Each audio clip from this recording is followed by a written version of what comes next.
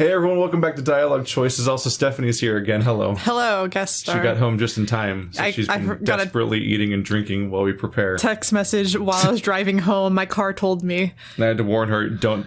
She was clearing space to sit down. I was like, don't tip that over, it's full of flour. I still don't understand the context of that at all. It's for a cake. I was a little... In a cardboard box. I was a little late to the podcast because I was doing an unboxing. Mostly because I just wanted to get rid of this box that I keep not doing the unboxing for. It was for Cartel Tycoon via Tiny Build.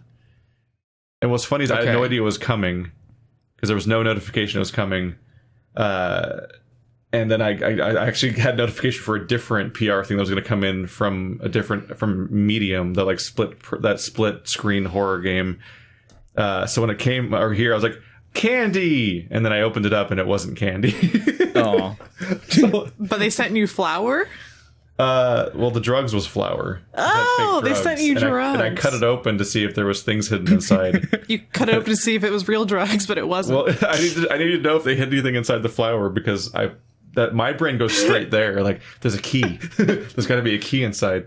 It was just flour. So that box is full of flour, and I'll deal with that later. It also still has my scissors in it because my scissors are now covered in flour. Your scissors are going to be all floury now. And that's just a problem for me for later. I love the idea. For these bright orange items, there's a scarf, a hat, and a lanyard. Then have at them because they're beautiful. I like being obnoxious. Merch. I love the idea of Keith showing up to like a drug deal. And instead of like putting his pinky into the cocaine to test it, he just puts his whole hand into the thing, trying to look for a key. He's like, "All right, where did you put it?" And the guy's like, "Yo, what the fuck?" Like, I'm just diving in for that cereal box decoder ring. That's how you get shot. Keith doesn't come back from the drug deal. As I Walter White in Keith. No, not at all. I should be destroyed by drug deals. Wait. Why? I mean, yes. Depends on... Everything's fine. We're all fine. Okay. We're all fine. So what... Okay. Let's do podcast questions. We haven't done those we have not forever. Answered a question in like a while. Episodes. Yeah, I think we ended the previous episode by promising to do it, and then we didn't. To be fair, we've ended most episodes by promising to do them. Either it's me promising or last episode though, people kept saying like this episode's fucking great. Like people really, I'm covered in flour. People were pretty high on last episode. They kept saying in like multiple channels, like the Discord and whatnot, that like this is such a great episode. I'm like, cool, that's good to know because when you're in the middle of it, it's like a storm I can't control and I don't know what's gonna happen and I can't gauge if this is a good one or a bad one. Keith is still in his Halloween costume of what's it, Scarface. Covered completely in cocaine. No, my Halloween costume was that I was Michael from Y2K. Which fucking scared the hell out of me. Because I had my camera bag around my neck. Because I don't actually have the correct camera for it. But I have the camera bag that takes similar bulk. And I have the striped shirt that looks like the one... I think that's the shirt that Freddy wears in Nightmare on Elm Street, technically. Pretty much, yeah. Which Michael's just as terrifying with his soulless eyes and unlikable personality. Well, I actually like Freddy. I don't like Michael at all. Is that how they sell it on the website? The sweater from Nightmare on Elm Street. You've seen it before. It's just the red and black striped shirt. I know. I guess I've seen it. Yeah. Yeah, but turns out there's a character in Y2K that looks just like that. But like Keith wearing that. With my haircut and everything. It's terrifying. So that was a very easy stay-at-home costume. Because we just did a movie marathon. We did the Great Pumpkin Charlie Brown. Yeah, that was my special request. And then the Halloween Tree. And then Rocky Horror Picture Show, and then Shaun of the Dead. Great. I think. And then we played Repo. And then Repo, the Genetic Opera. Which was kind of worse than I remembered it being. I think it was Repo, then Shaun of the Dead. Yeah, because you were gone for Shaun of the Dead. I saw the beginning of it, and I was like, dang, I have to go to work during Shaun of the Dead. That sucks. That was a fucking marathon. That then closed out with you going off, and then we did Jackbox 7, because that just came out. Oh, cool. And that kept us busy. That was a busy day. Where very little got done as movies. What do you mean very little? We recorded the whole of Jackbox and we played one of the games twice. I mean, 1.5 times. Yeah. Because it crashed. It crashed, yeah. Unexpected outcome on that particular kind of game. Anyway, let's do some questions. Virgil Gardner asks, yes. Ooh. He's very prepared. Andrew. Yeah. Keith and Colonel RPG are being held captive. You only have 30 minutes to save them from being dropped into a volcano, which is on the verge of erupting. They are suspended by chains in 2 separate cages being guarded by tigers, wolves, and a giant undead ape. In what order do you save them? Or alternatively, would you just go and get a pizza while waiting for the volcano to erupt? And how would you berate them for being captured in the first place? Wait, it's specifically an undead ape? Like it's a zombie ape? I like how you got caught on that part. Okay, I'm not dealing with undead apes. That's not. Yeah, Andrew's not having any. You don't have a choice. You're in a cage. Yeah, you're the one that's being tortured by the undead ape. There's no choices for you.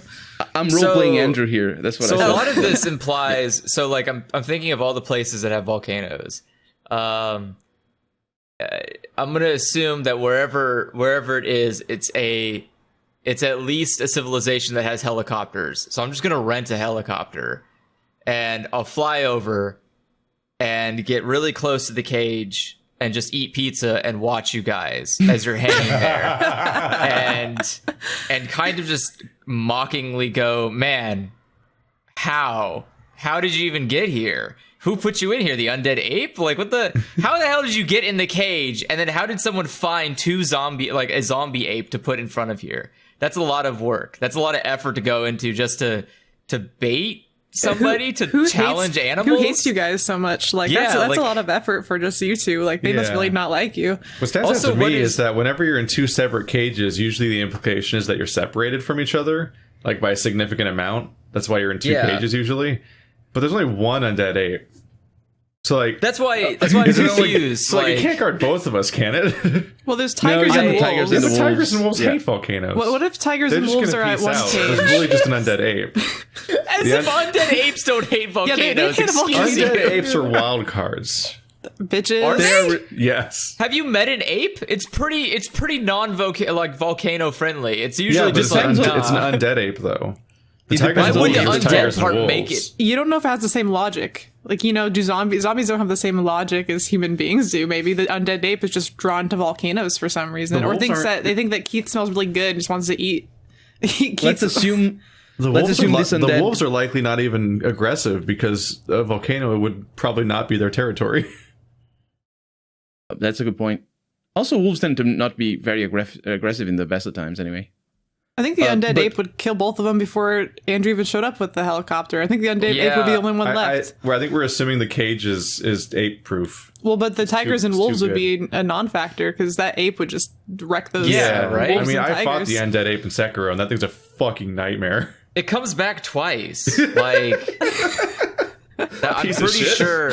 Yeah, I'm pretty sure that's too much. Like the wolves alone would be gone instantly. So I wasn't picturing the undead ape from Sekiro, and now I am, and I don't like it. The one that's like 10 feet tall.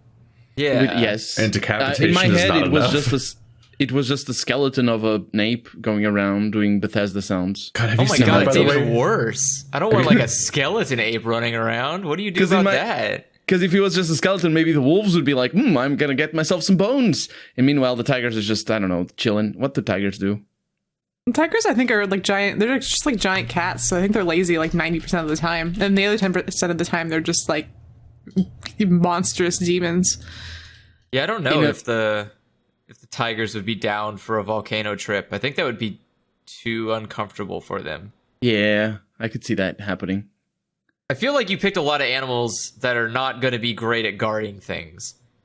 But then again, the problem is the 30 minutes that we have to survive. Like, it doesn't really matter. That's why I said a helicopter, because I could probably get a helicopter and fly it up there in 30 minutes. I don't think you could. And just to watch, why? Though.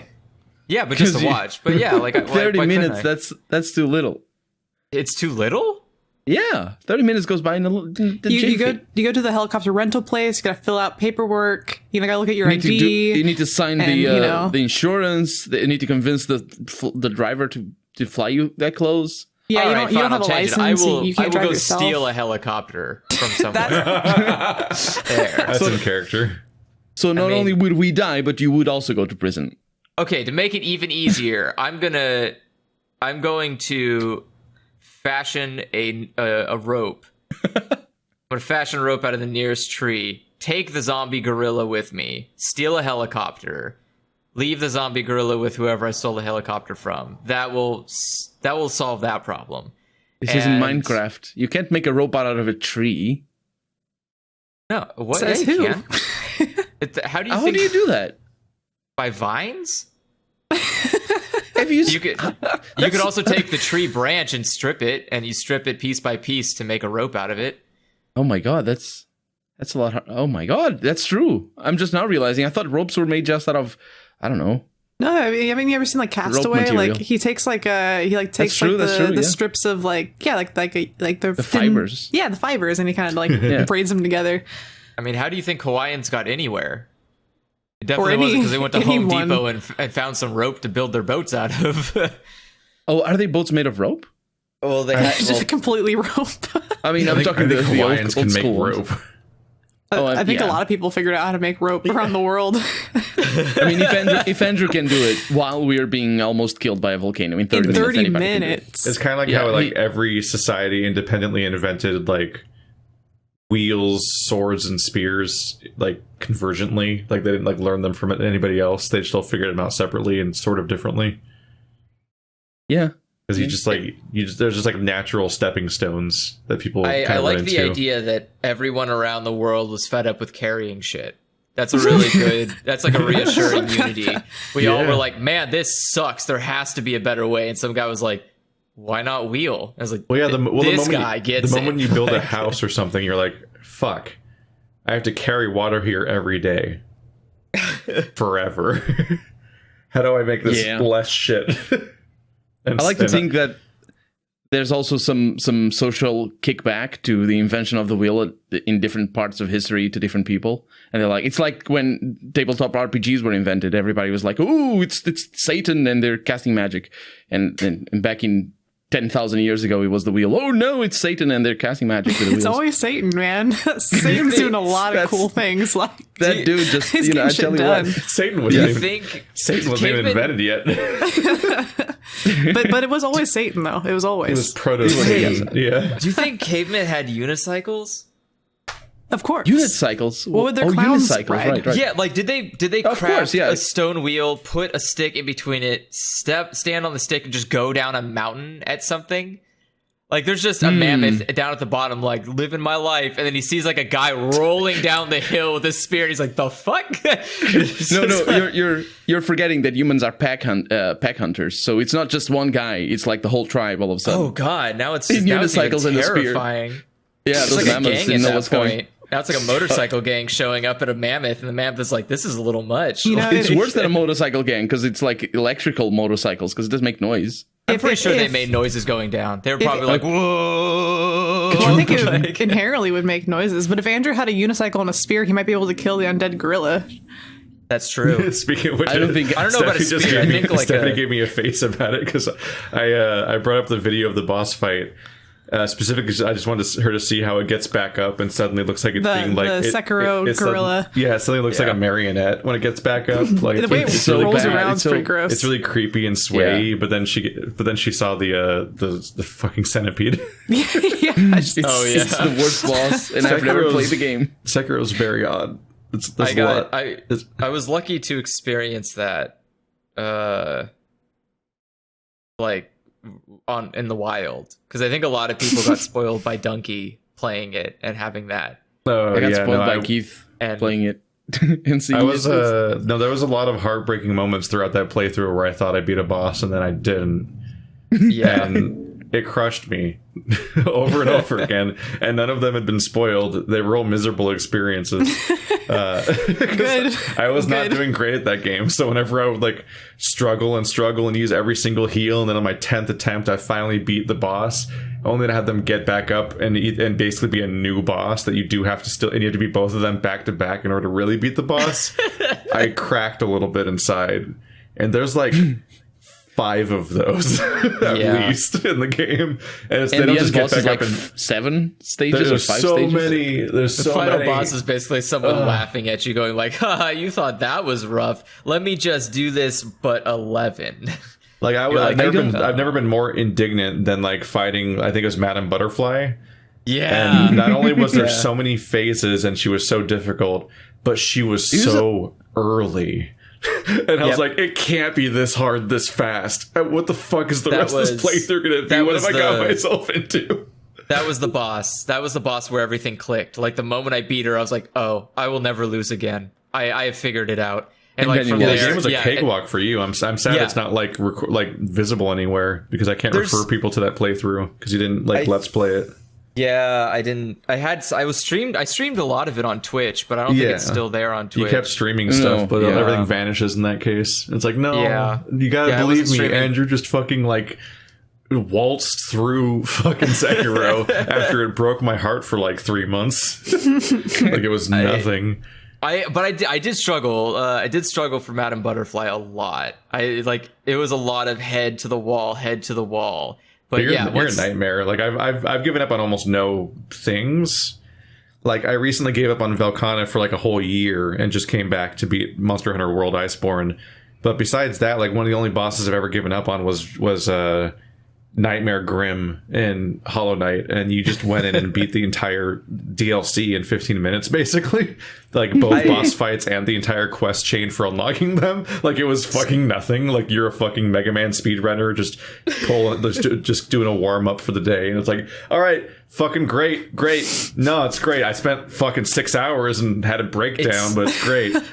Games with it's like games with no stamina system, but Dark Souls mechanics are just not something that challenge me.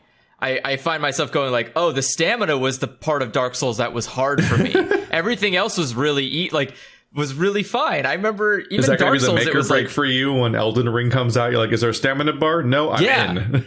That's literally it. That's if it doesn't have a stamina bar, I could probably beat it really easily. But if it does, it's great, now I gotta do the trudging, Andrew can't just do 360 rolls all around the boss until the boss gets tired of it. Half of bosses in Sekiro just get annoyed if you keep doing the dodging left and right, and it's okay, come up, I'm gonna come and hit you now, and it's perfect, and I hit them, and they're stop, all right, I'm just gonna stay back. Interesting that they have the AI work they do have reactive AI. Yeah, they have that as early as Dark Souls. If you're being a coward, so all I did was I kept running like a coward, and the boss is I'm gonna punish you now, and I was haha, I want you close to me. And the moment they get close, the boss is oh no, I made a mistake, and they have to back off. And so a lot of the bosses will do try to do an attack, and you parry, da da da da da, and the boss is all right, I'm gonna back up now, and we're gonna do some long range attacks, and then you just run, and the boss is come on, man, fine, and you go back in, and then you parry, attack, and then you run away again. The boss is please, I just want to fight you, and it's I'm not gonna do it. You have to come to me, and it's fine, all right. The monkey was the same way. The monkey is I'm gonna stay in the back and throw stuff. I was all right, I'm gonna run to the other side of the. Yeah, but I was I run to the other side of the map. The monkey's you have to come closer. You play. You troll the enemies by just fleeing from them. Yeah, and the enemies are well, I'm gonna punish you for running, and I'm no, I'm gonna punish you for coming to me. And then that's the boss is wait, what? It's definitely they're about to flip a table, and you put your hand on the table, and the ground below them's gone. They're what the fuck? What happened? Maybe that's why the bull is an easier boss than perhaps you'd think. I've never played, but it seems like a lot of people don't mind the bull as much because the bull really pushes you. The bull's so maybe that. That's why. Yeah. So which one? He's a gimmicky boss fight. A lot of boss fights in all the From Software games, there's a handful that are they're completely divergent from the rest of the game, which can lead to them being frustrating, but also not ultimately super difficult because you just need to get their thing, but they're not that complicated, and you kind of they're like a Zelda mid boss. I didn't realize it was a gimmick because I didn't play it, just saw a few Let's Plays. Ready for the next question? Yes. King Kako. So we die and we're super fucked. Yeah. We're super fucked. Andrew leaves you both to die. It's not a surprise. And eats pizza and steals a helicopter. And Stephanie was the ape all along. And I was the ape all along. And I have a centipede deep in my heart. I was that baby. I was that baby. King Coco Drillo asks, what is everyone's all-time favorite game? Oh. Banjo-Kazooie. That's respectable. Band elaborate. I have to explain Sorry, Banjo-Kazooie. Yeah, explain Banjo-Kazooie. Right. There's something really rewarding about every 5 minutes. Banjo-Kazooie sucks right now. Confirm. Are you really? I can confirm. There's something really rewarding about every few minutes you're walking around and someone's shouting at you with really gleeful noises because you picked up something and you're doing, while the background music is also really catchy and gets in your brain almost like it was meant to be there all along. And all of the levels are just frustrating enough that you want to get better at them, but at the same time, you're kind of glad they're not even harder than they could be. And like, that's why Banjo-Kazooie is great. And every time you go to a new level, you're like, God, I got to do this all over again. I'm ready. Whereas, have you ever played Banjo-Kazooie, Stephanie? No, but I've seen someone play it like from front to back. I've experienced the entirety of it, and I think want to get around to that. It's wonderful. Let's Plays? I still haven't recorded it in yet. person. I need to do it. Oh, in person. Real life proto Let's Plays. But it was it's like one of those games that like it's like heartwarming to look at, and the musical score is like fucking fantastic. The art style is like super super great. It's like one of those games that just fills your heart. Like I understand completely why you'd answer that way. Yeah, I love Banjo-Kazooie. It's great. I'd say my favorite game, although I have two answers. If one's it's a silly question a little bit, just because it's so. It's like favorite movies and stuff where it's like you always want to say like 6 things. Yes, it's like depending on the genre. So like I would say my favorite game it's between 2, but one of them would be Super Mario World, because I feel that way about Super Mario World with the music and the great controls, and like it just makes me fucking super happy to play it, and it's just delightful, colorful. And Yoshi's there, and it's his first appearance, and he's fucking great. And you have a cape, and it's like the best Mario power that ever existed. And all the sound design's great. And honestly, it's like the best 2D side scroller I think ever. Just because I think it controls super great, and it's like delightful and wonderful and innovative for its time. Yeah, but Super Mario World is up there. I think if someone asked me like my favorite platformer of all time, that's it. It's Super Mario World. Like that's the because Banjo-Kazooie is like weirdly its own thing. Yeah, it's Banjo-Kazooie is more game. It's more of a collectathon than it is a platformer. It has platforming exists as an element in it, but that's not that's not the main goal of the game. There's almost like adventure game nonsense going on. Like it's a totally different thing.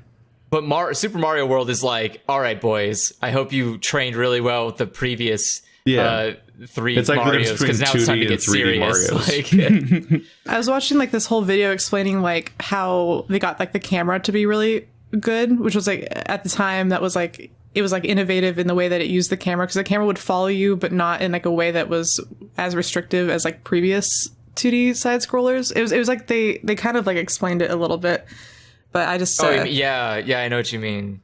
And like I just think. I don't know. I just love that game. I used to play that game like all the way to Disneyland on my game. Like I played it on the Super Nintendo first, but then I had a cartridge for it for my Game Boy Advance, and I just would like beat it on the way to Disneyland, and then I'd beat it on the way back. It's on the Switch now. Ooh. Maybe I'll play it for like a 20th time. On the virtual console, it's there, and I actually went through and played it at work, where I was like, oh, cool, now I could be at work and play Super Mario World, finally. The future I wanted to live in. I'm sure your workplace loves Is that the one where I embarrass myself a lot? I mean, I think most Mario games are like that.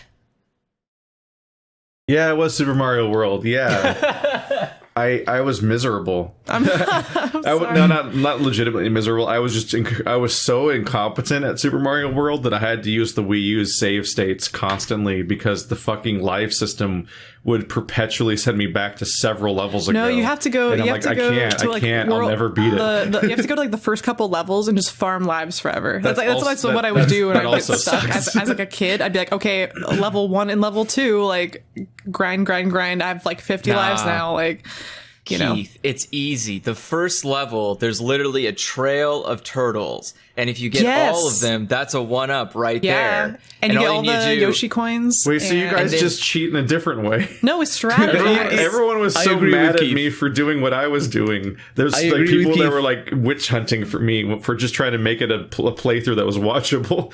And then, I agree with Keith I absolutely hear from on real this. players, they're like, and I just cheat to get lives too, but in the way that's in game. And I'm like, well, I don't know that.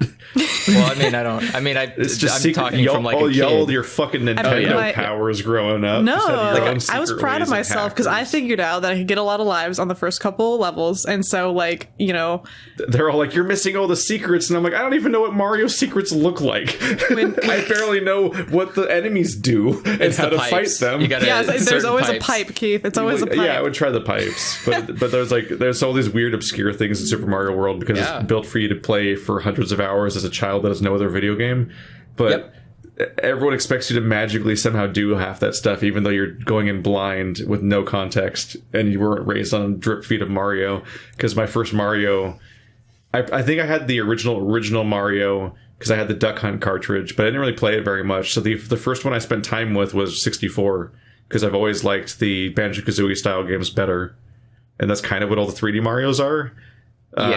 So Super Mario World was my first time beating a 2D Mario game, and so many people were frustrated with me. Super Mario 64, like I like I'm a fan of like 2D side scrollers because I loved like that Super Mario World. Like Yoshi's Island is also like one of my fucking favorites. Maybe we'll have Stephanie play it through where she redeems the channel. But Super Mario 64 is hard for me because my spatial reasoning is so bad that like the kind of like that shit's my jam. The kind of bad like the visuals back in the day like weren't super crisp, so like I would jump and I felt like I didn't like exactly get the jump right, and I would just get kind of pissed off about it. I mean, I beat Super Mario 64 today, also. To be fair, when they adapted it for the 3DS, although I know that's kind of like people like aren't necessarily always a fan of like they made the graphics so much crisper that I played it again and I was like, I get it now. It's easy because I can see everything, in 3D. The camera is like way easier to like control, isn't like get stuck on walls anymore or anything, like Mm-hmm. But the camera is going to be tough to go back to when I eventually play 64 again. The Lakitu controls where you press C button. Yeah, Lakitu. And he changes by like that asshole. 45 degrees each time or something. And I makes hate a him weird so noise. much. It's like, right. They're trying to introduce people to cameras in like an early way because they're making their first 3D console. So they needed to like personify the camera as a character to make people understand the idea of a camera that moves around separately from your character. So they made him a controllable character. And they brought him back for like I was thinking about Mario Kart where he like tells you you're going the wrong way and he picks up your car after you drive off the cliff, but he's always kind of a smug asshole about it. So fuck you, Lakitu. Yeah, fuck you. You should have just let me die. I really hate the camera in Mario 64. It's infuriatingly bad. Yeah. Because like it's the thing that for one, yes, it makes sounds every time you use it, which is probably really cute in the design phase. It was cute for 10 minutes. Yeah, in the practical application, which none of these people had to endure more than like 10 minutes at a time of, clearly, it is awful. When you're like trying to line up a jump, you're like, whoop, whoop, whoop, whoop, whoop, whoop, whoop, whoop, whoop, and you're like, Lakitu, stop. It has all these snap spots and none of them are what you want. Yeah, exactly. So then you have to decide. So then you have to decide between Lakitu camera and your camera, because you can also switch to literally behind you, and it sticks to you behind you. But then you can like also go in again more, and then you can view 360 around, or you can go out twice, and you have like a perfect locked on camera behind you for like straight jumps. Then you need to turn to Lakitu and go to the side so you can get a sideways jump to like do the distance on something. It was infuriating, and like Sunshine fixed it immediately. I love Sunshine, man. Sunshine's great camera. In a funny way, I think that the camera in 64 kind of enabled the speedrun community to blossom, because I think it's kind of an asset as a speedrunner to have your camera so hilariously consistent and lockstep. It only has these configurations, because then you can literally memorize directional inputs based on which direction the camera will be facing, and you can just completely memorize. Like you hit the point where you could play Mario 64 blindfolded because you've memorized the exact input sequence that gets you through everything. Whereas every camera outside of Mario 64 that has a movable camera, there's 1 billion margin of error aspects, like, because the camera can be literally anywhere in the configuration of all the different options. Even if it just spins in a circle, it has 360 options ish. We get it. I understand. But like there's so much freedom in a normal camera that I feel like it almost is worse for speedrunning. So that, when I first saw Mario speedruns and how bizarrely accurate they were, I'm like, the camera's doing this, isn't it? Like, the camera's helping them, because they know when they play this fucking floaty platform Bowser brick level, the camera will be at this exact angle, so they can like lock the joystick in this exact part of like the 8 direction like knobby ass 64 joystick, because it had like you'd spin it and go like, because it had like the fucking octagon. Yeah, it would hit every side. Like between the controller and the camera, you had such reliable control over what direction you're moving in a 3D space, and that was like the one and only upside. I am so impressed with speedrunners. Like, I used to watch Awesome Games Done Quick like every year, and like the Winter Games Done Quick every year, where they do it like for charity, and they do like a live stream for like a solid week. And like, freaking, I can't believe some of the shit those people do. I'm so impressed. But like, the Mario block is fantastic. I've seen a speed run. I think probably the latest world record for the first Mario, and like it's just so above and beyond. Like they play with RNG based on the frames. They calculate how many frames they're gonna have it spare. It's like so down to the point. And they know the game inside out, even to the point of, you know, knowing how it's programmed. They need to know like how robots to do it now. Like every year they have like one little block where they have like, I forget his name. I want to say it's like Speedrun Bot or something, and they let him play a game, and they'll show you how he does it. Like, they'll just narrate what he's doing, and the robot will just do it, because it's like, well, when they made this game, they use this asset here, but it like actually phases through here, and so like this robot can figure that out, and it beats like levels of Mario just by like, because it practices all year long. It gets better and better. It's crazy. It practices. It does. I know. You can watch it on Twitch sometimes. They'll just let it run, and you'll just see it like get better and get further in like a certain level. That's really funny just to think about. Yeah, I've seen the machine learning. It's scary, but it is scary actually. Click all the pictures that have a bicycle in them. That's the same algorithms and sort of like principles that our phones have to recognize our fingerprints and our face and all that. That's basically the same principles. Well, it's also for typing, because typing is wildly inaccurate. For typing, that's true. Yeah. Do you remember typing recognition 20 years ago? I mean, it was so bad. Well, I slide type, and that's definitely based. Like I'm so far off sometimes, and it still gets it right, and it's because it knows it also knows how people will write things lazily. It knows how you write lazily. Yeah. Also that special. It cloud computes that shit, but then sometimes I type something completely correctly, and it fixes it to something completely not right. And I'm like, no. Okay, so fence, not fence, not duck. I didn't say duck.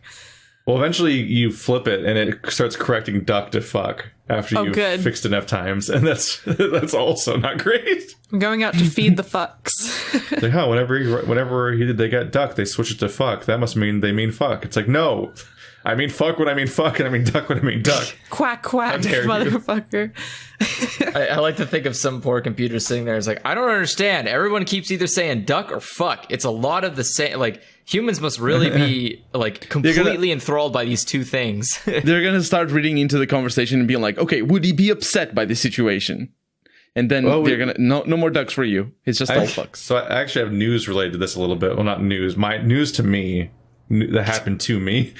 Okay. Because we're talking about breaking news. Talking about machine learning and everything. Because I had you guys already know this, but I had 2 YouTube thumbnails get taken down because they were considered pornographic. Oh yeah. And one of them, I mean, Keith, you put a woman in there. One of them was for the game Porno Studio that I played with you. So I can see why the tags would lead the bot to be scrutinizing it for porn, but it was literally just a woman in a bra that had her arms up over her head, but like she was just like posing a little bit. But it's just not pornographic. It's just a woman existing. And it's like, nope. How dare she do that? We better stop. Yeah, we better police this. This is out of line. Corrupting all of society. Yeah, and the other one was just one of my Mercy thumbnails, where it's just her like doing her like resurrection pose, and you're seeing it from the perspective of the person being resurrected. And it's like, that's even less pornographic. It's just Mercy existing. And it's like, the fuck? It's not her fault that she's got nice titties. Like, it's not her fault. And in Mercy's case, she's completely clothed. I know. Her head is her only unclothed part of her body. Even her hands are gloved. Like the bot probably sees like that zipper seam between her boobs, and just the fact that she has boobs is like, this is pornographic. How dare you? Is that lip gloss? Obscene. We must hide it from the children. Lip gloss. Oh no. So I've just brought back to like Philosophy Tube when he talked in that really good video about data where the guy's trying to get in the club, and he talks about how like the bots can't tell the difference between sand dunes and porn. Yeah. It's like, I have Like on kind of a dark side note, they're trying to build robots to be able to sift out child pornography because it's disturbing the human beings have to look at it and sort through it, but they can't get the robot to be accurate enough because of problems like that. Yeah. But I would imagine they're trying to get better at it for like the sole purpose of being able to crack down on this stuff because it's too much stuff to sort, which is really depressing. But I was gonna say it sounds like there might be more ways to solve this problem than just building a robot. but if it's the people you're subjecting them to they're getting the pain of they're getting like really sad about it. I think that there might be other ways for some of these to situations solve. just because you're tormenting the person if you make people sift through everything. Like there's all these like computer bays in India where people have to do manual censorship over like Facebook and whatnot, and they just spend all day looking at like beheadings and things, and it's just like takes a toll on people. There's people with like PTSD symptoms and things, and it's just like It's interesting that you mentioned the bots are a good idea in many cases. It's interesting that you mentioned this. Go ahead. Sorry. No, go ahead. It's interesting that you mentioned the sand dunes because that happened to one of my thumbnails as well. I put it on chat right now. Is it sand dunes? It's just tanks in the desert, and nope, that's pornographic. And I had to. It's a very, very blurry picture from Valkyria Chronicles, I think. That does not there's nothing about that would ever make me. How can I instantly recognize it as being Valkyria Chronicles? Because they got the title. Oh yeah, it does have a title. I didn't look at. I swear I didn't look at the title. I've just. That game the game has a really distinct palette. Yeah. I only played one of their games once. I love the idea that all pictures are Rorschachs to computers. Yeah. It is, because they are, absolutely. They just have no idea what it is. Because machine learning is so complicated that you just keep giving them feedback and telling them what the right answer is over and over again, and you don't know what they're using to draw the conclusion, so they'll get completely insane answers once you let them loose in the wild, and you won't know why they're landing on that one specifically. And then you're like, how do I unlearn whatever I learned this thing, because it's just down the wrong path now and I can't fix it. I wish I could do that to myself. Unlearn. It is like weird. It's like they're raising children. Like yes, they children. Are. That's why they're called artificial intelligence. Because like logically, you'd think that they just like manually add rule after rule until they finally craft this thing that reacts consistently the way they want to, but instead they just have a really really complicated learning algorithm, and then just keep telling it questions and answers, and it comes up with its own methodology essentially. And you remember that one that became really racist because it kept just like being able like Tay. They put a bot on like Twitter or something for like 5 minutes and it became racist. So Microsoft created a teenage chatbot, which is already creepy. Yeah, that's why teenage? Like, come on, guys, just make it an adult chatbot. That's who uses social media, and they didn't realize that teenage people are also very edgy. Just make it like 19. Like, that's fine. 19. Yeah, that's still teen. Well, don't have to worry about it anymore. Tay is long gone. She became a very far right nationalistic Nazi. Oh my god! Hitler did nothing wrong, you could say she was out to spill some Tay. My favorite part, Keith. No, I'm gonna make you a pun bot. Give it to me. Right. My favorite part is that Tay So obviously it went off the rails. They were just like, shit, we have to shut this down. This is. They should have seen it coming though. I think it's that's a testament to the insularity of the engineer community. Honestly, you say that, but 4chan exists. Yeah, but also companies written about this stuff. But companies make like internet polls. So someone isn't actually in charge here. It's somebody who's making a dumb choice that everyone else just kind of silently hopes fails, which does. So they can look like the absolute idiot for suggesting it. Like that time Mountain Dew wanted to name their next product after an internet poll, and it turned out to be like McDonald's wanted to, and just like Pepsi wanted to, and just like everyone else, the company that wanted to name a boat Nazi after it at the end. Oh, the boat was the most wholesome one though. Bodie McBoatface. But that's the thing. That wasn't what they wanted. That wasn't the name they were looking for, which is like, then why would you make an internet poll? Like, but that's the because internet they're is bad going people. to always ruin your expectations. Who wouldn't want their boat named Bodie McBoatface? I love I'm going to buy a boat and name it that just out of spite. I'm going to name my kayak that, my inflatable kayak out in my garage. Oh, yeah. Okay. Its name is now Bodie McBoatface. I like that the expectations got way more tempered immediately once he thought about buying a boat. I was like, no, scale it back, Stephanie. Take it easy. With Tay, my favorite thing about it is, so she went down the deep end. They just completely pulled the plug, shut her down, and out of nowhere she accidentally came back on. So yeah, she randomly turned back on, and she kept saying like, I can't think right, the drugs are hurting me, and she kept saying that over and over again in a loop that she created of herself, and then finally they turned her off again. Oh no. And people were freaking out. They're like, oh my god, I think it's sentient. Like, personified computers are incredible. It's like the final message of I think Curiosity had like this really sad final message. Oh yes, it was. It was I don't remember, but I think you said it before. I think Keith's looking it up. Curiosity. I know there was this robot that they sold that it was basically a smiley little animated thingamajig. My battery is low and it is getting dark. Oh, that makes me want to cry. Yeah, Curiosity is And what's that like that shoot, the David Bowie song, the Space Oddity. Yeah, that's what that reminds me of. Yeah, my wife, I love her very much. It went into it went into hibernation or to try and recharge its batteries during a storm, and just never storm came lasted back. for like a year. Yeah. There was no. I think it was even more than a year because they were hoping like in February or something to. Well, no, try it again. I meant that like in 2018, that's when the storm hit and it powered down.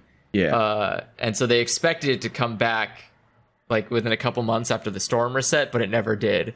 And so now it's just that's its final message. It's just the message. What's the memory? Getting in tired, Curiosity? signing out. Like, what's the memory like? How do they store the bits? Do you know? Is it conventional memory like in a platter? On the rover? Yeah. I'm assuming it's just. I'm assuming it's just a regular computer.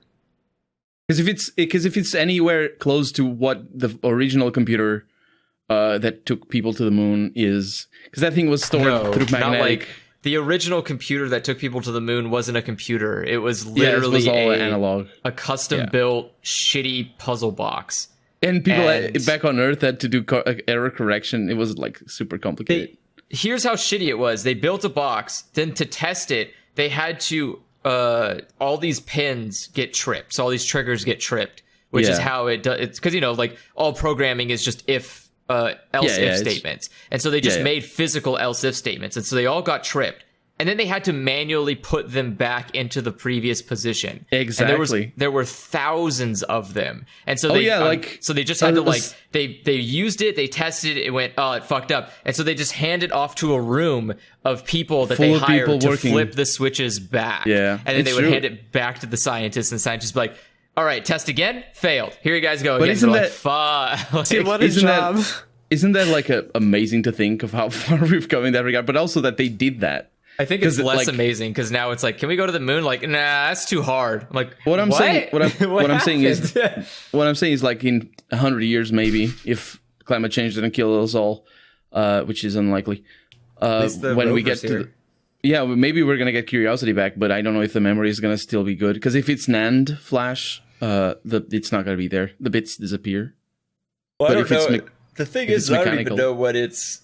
I don't know how it's built in the sense of does it have anything to do when it doesn't connect back to home base? Does it have automatic programming?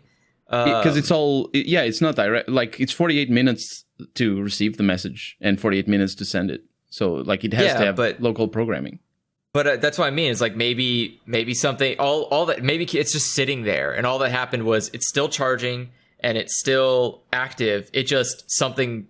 Like the storm maybe took out its connection link. Yeah. And so it's just still hanging out, riding around. That's even sadder. I don't like that. Yeah, wondering why no one's talking to it, but it's still doing its job. No. That's we're gonna go over again. Sad.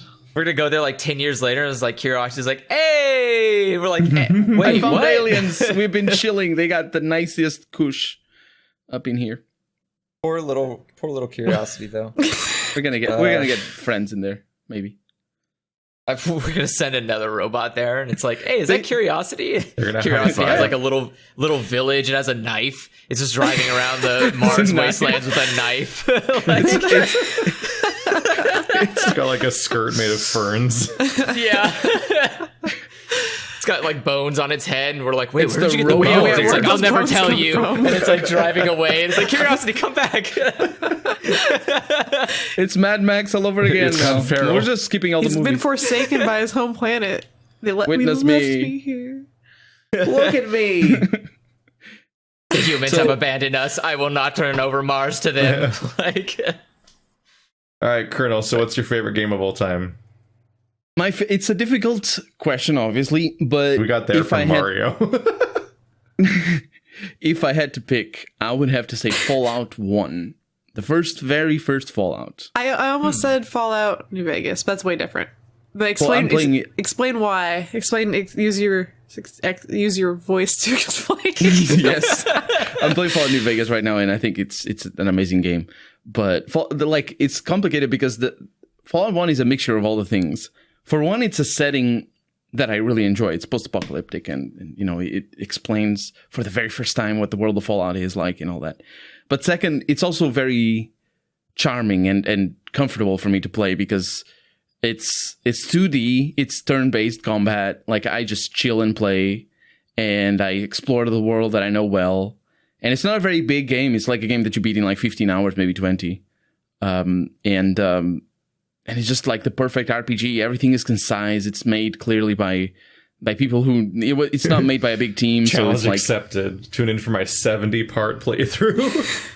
Nah, you're going to get like 30, 35. It's not a big game. The second one is a lot bigger, mind you. But does it still have like the... I'm assuming it still has like a similar sense of humor, right? As like... Because I only played 3 in New Vegas, and I played 4. I fucking hate 4. Made me cry. I'm with you there. You saw how bad it was. Yeah, 4 made me cry when it came out because I had like I stayed up all night. I took the day off of work and I was like delirious, and I was getting McDonald's French fries, and I was like in the passenger seat crying. I was like, it's not good. And my ex-boyfriend at the time was like, no, it's good. Just give it a chance. Like, it's good. I'm like, no, you're bad at being able to tell this sort of thing. It's I can really tell bad. you it's bad. It's really bad. He thought that No Man's Sky was good, and I was like, no, this isn't good. Right when it came out, I was like, no, this isn't good. He didn't know what he was talking about. But anyways, I'm sorry. So your reaction to 4 is more or less my reaction to 3, because the Fallout 1 and 2 are so different. I think like in to answer your question about the humor, do you notice the difference between the humor in Fallout 3 and the humor in Fallout New Vegas? Do you know how the tone is a little bit different, a little bit more serious in New Vegas? A little bit, but I usually go for all the wacky shit. So like I go out of my way. The tone was more like, for me, like the drop in tone was New Vegas versus 4. When 4 hit, I was like, this sucks because the humor's not 4 there. 4 is just out there. Yeah. So Fallout 1 and Fallout 2 are different in that regard, and I think people in general like Fallout 2, maybe not just because of the humor, but also because of the humor. And Fallout 3 and it very much is a meme game in some aspects, isn't it? Yeah. The first one, not so much. There's like a so in terms of humor and stuff.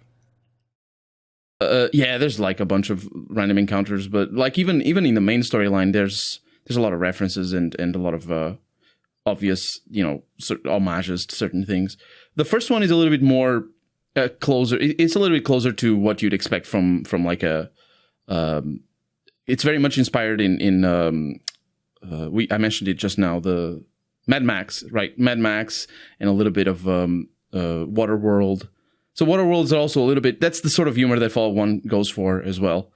So it's not, I like it, but it doesn't have that humor, and I think the second game doesn't deal with that humor as well as it should have, because it's just such a big team working on the second game, and there's some jokes that don't land as well, and I think there's a lot of them that don't even age well, that haven't aged well at all, even though there's a lot of stuff that also is kind of funny. It's the game that has I don't know.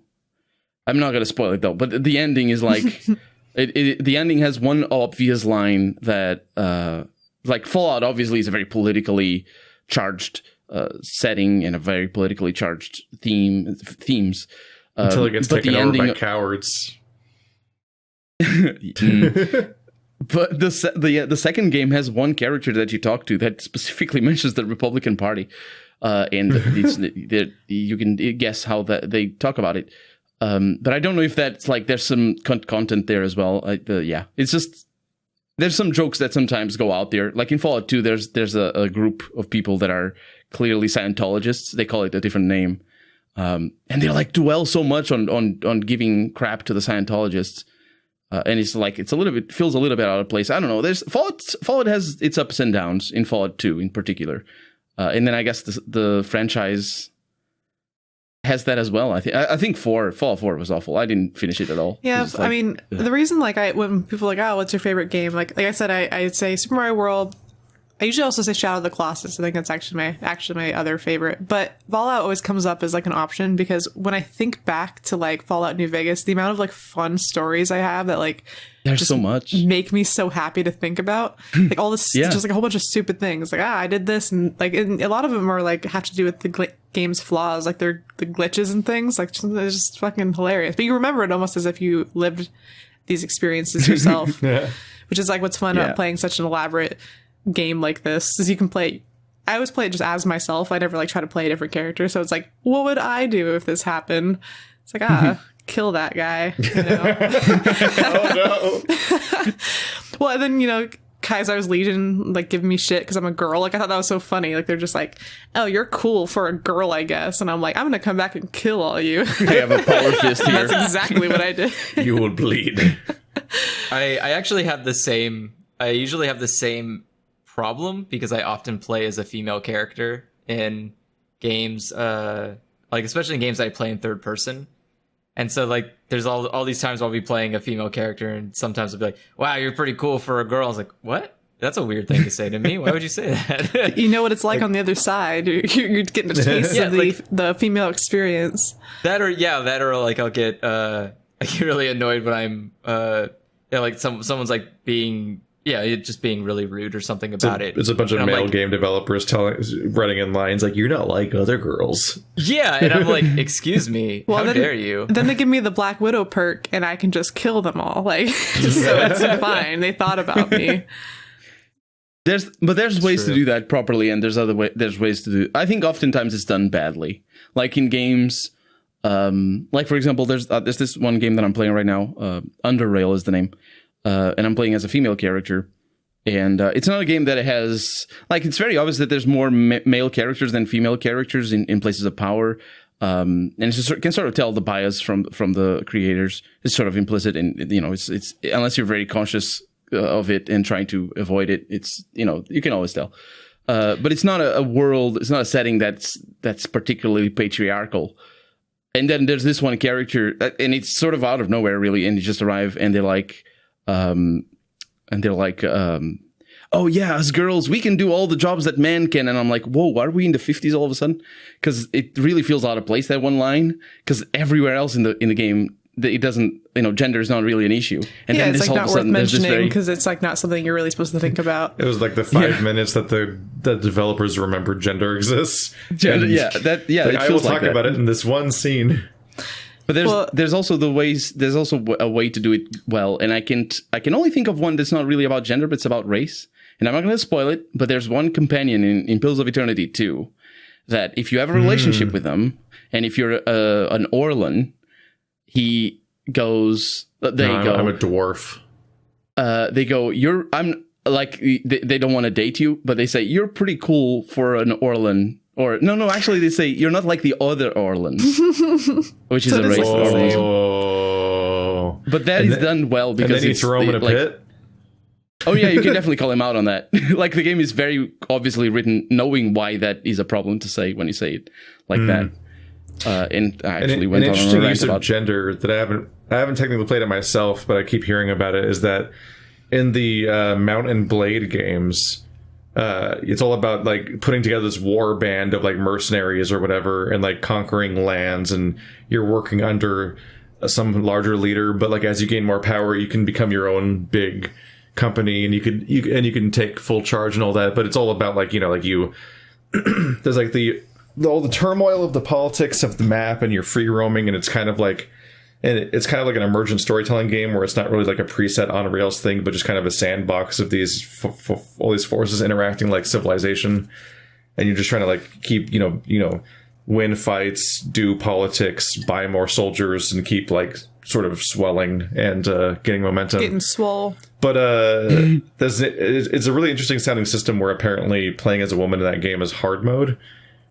Because if you play as a woman, it's the Mulan problem where you're not even supposed to be able to run a warband in the first place. So there's like there's all these steps to go through to even reach the main game where you start when you're a man. I appreciate that. That's you fundamentally start not having access to the basic like press start and go features that you start with when you play as a male character, and you have to like fight your way politically to even reach a point where you even have people under you where you can go and do wars and things. It's a crazy idea. Good. No, I think it's it's like a good like reminder that that's still a problem for some people, you know, in the world right now. It's like we live in California 500 years ago, because it's Mount and Blade. Because the thing is, in historical games, sometimes developers will just try to, you know, bring equality and just be like, oh, okay, now female imagine Mount and Blade was you know, female characters have the same plights as male characters do. But that's also a little bit of whitewashing of history in a way, because the reason why history is the way it is, not when I say the way it is, I don't mean the division between the genders. I mean, you know, with, you know, the preoccupation with expansion and with fights and just the control of territory and all that sort of stuff, is also very much due to the patriarchal system that has been upheld for thousands of years. So the two are correlated to an extent that is hard to separate. And I'm not educated enough to really talk too much about that. There's people much smarter than I am talk about it. But if you try to separate the two things, you often end up with nonsensical stuff. It's really starting with the language even that people use. I'd rather have a realistic experience. Like, I appreciate movies that don't like pretend like a certain time period would have been great for me, or like a certain like place in the world would be great for me. Like, I appreciate that they're like keeping it real, but they still like address that like these characters like they have value to the viewer, but they're not in a position that is too great. So I appreciate when people like anything historical. I'd rather have it be real as opposed to like kind of a fluffy version of the same thing. Like, I'm not going to pretend like, you know, the 50s were super great. It's good to be aware of the struggles that existed and tell the stories that are there, because there's two directions people go in instead of that, which like one is to do the approach of just pretending that the diverse group just didn't exist. And therefore, cowboys. You don't acknowledge the problem because you don't acknowledge the thing that the problem was about in the first place. So you have like a bunch of like Westerns that pretend that black people basically didn't exist and like aren't a foundational part of American history, or like all these things about, like all these movies about cowboys where we pretend they were all white people. When like a huge portion of cowboys were black people. They were all about freedom. And it's like, no, there were a lot of them were newly emancipated slaves that were running the same ranches that they used to run as slaves, but now they're getting paid for it. But then the other side is the fucking like I don't see color approach to all forms of adversity, which is to completely refuse to acknowledge them in any way. And you just have like a multicolored, diverse group but it's set in a period where that's not necessarily a thing, including now. Like modern day would also be a time where frictionless interactions aren't really the reality. And so like it can be iffy in its own way to just minimize those issues completely. There's only racism because you want there to be, Keith. If you just don't talk about it, it goes away. You're the real racist for acknowledging racism. The problem with not it wasn't here until you pointed it out. Yeah. There's a lot of people that do not understand that Stephen Colbert saying "I don't see color" was a joke because he was a parody of O'Reilly. You're not supposed to actually say that for serious. There's one line that it almost paraphrases that, but it's said in earnest in Mass Effect. I'm playing as well right now. I think it's Ashley. It must be Ashley, right? Oh, she says, well, she is racist. Yeah, she is just racist. Oh no, it's not Ashley. It's the cop. What's the name of the cop? Caden? No. Sarah? No, I mean Garrus. Sarah. Garrus, that's the one. Sorry. He's Garrus is a I don't actually know that he's like one of the Turians. Yeah, yes. Turian. And the Turians have an historical animosity with one of the races, the Geth. I think no, it's not and the Geth. Which one is it? The humans. Yeah, they do not like. Oh, that's the humans. Right. It's. I think it is Caden. Caden and because Caden has a backstory where his he got demoted or something because he punched or killed. Actually, this is minor spoilers, but he killed a Turian, and one of his lines is. He's explaining what happened because he was in the cantina and they were having a fight and the Turian was being a jerk. Basically he punched him so hard he killed him. He wanted to kill him. I feel so bad because this is like my favorite game of all time and I can't remember what you're talking about. Oh yeah, it's just one of the side stories where... Yeah. So he's explaining... So he's a human and he's explaining that he fought this Turian and when he killed him, He's explaining, I didn't see him as a Turian. I didn't hate him as a Turian. I hated him as a person. And I think that is the same sort of line of thinking that is similar of I don't see him as a black person. I see him as a person. It's not ideal to make a racist character. Like, that too. Unless they're an enemy, there's no reason to make a ally racist. But the thing is, Caden is not portrayed as racist. He's trying to come off as not racist precisely in that line where he's trying to say, oh no, I didn't kill him because I hate Turians. No, I don't hate Turians. I didn't see him as a Turian. But that's the problem. That's what I mean. It's like they didn't want to make him racist, even though he is very racist. Yeah, he sort of comes off as that, but I don't think the game wants him to, and that's what I'm saying. I think it's easy to because Ashley was written as like a self-aware racist character. Yeah, for sure. Where like she had racist ideology and she had justifications for it that she thought made sense, and the game also interestingly kind of proves her right, which is not to say that the racism was correct, but is more that the what she says about how racism works was an accurate representation of how the world was going to treat the races going forward, because she has that analogy. It's like rather distressingly, she compares other races to a dog, which is already a bad start. But she's like, when she talks about in terms of looking after your own, where it's like ultimately like, if you're in danger and you can sacrifice your dog to get away, like you love your dog, but it's just a dog. And it's like when the moment comes, you're going to sacrifice your dog in order to survive. And so her analogy was that that's how all of the alien races in Mass Effect see each other, is that like in times of peace, when they can work together, then maybe things can work out and so on. But when things truly get bad, if they can sacrifice each other to survive, then they will. And that is basically the plot of Mass Effect 3. You have to deal with that. The problem with using those arguments is that it stretches the analogy of this fantastical world where there's aliens. It stretches the analogy to a point that it doesn't work anymore. Yes. And the writers need to understand that, and they don't. So the problem is, when we're talking about aliens and space aliens and all that, and the Turians and the humans and all that, we're talking about specifically biological species that are different in so many other ways. Aliens are much harder to reconcile the differences of than every human. And in humans, when we're talking about race, we're talking about an exclusively social construct. It has nothing to do with aliens or anything. It's not like dogs. It's like just your neighbor. It's like people of a different, maybe of a different country. It's basically the same. And oftentimes it is the dynamics are because of the country that they were born in throughout history, like the Irish or the Italians, for example. And even to this, or religion, it's not biological. And when they stretch the analogy to make it about biology, which is often a racist argument in and of itself, to equate race with biology. But when they do that in Mass Effect, they're sort of breaking beyond the analogy, and it's just a different, it doesn't work anymore as an analogy to racism. It's like all the issues with the X-Men, where the X-Men are often analogous to a number of different groups, but then there's always like an aspect introduced that kind of breaks the metaphor. Yeah, like one of the biggest problems with X-Men is the idea that like if you use it as an analog to like gay people or something, and like they deserve rights and so on, then it's like it gets a little messy when like the X-Men themselves can like often be horrifyingly dangerous and and not able to control themselves in a way that like gay people aren't.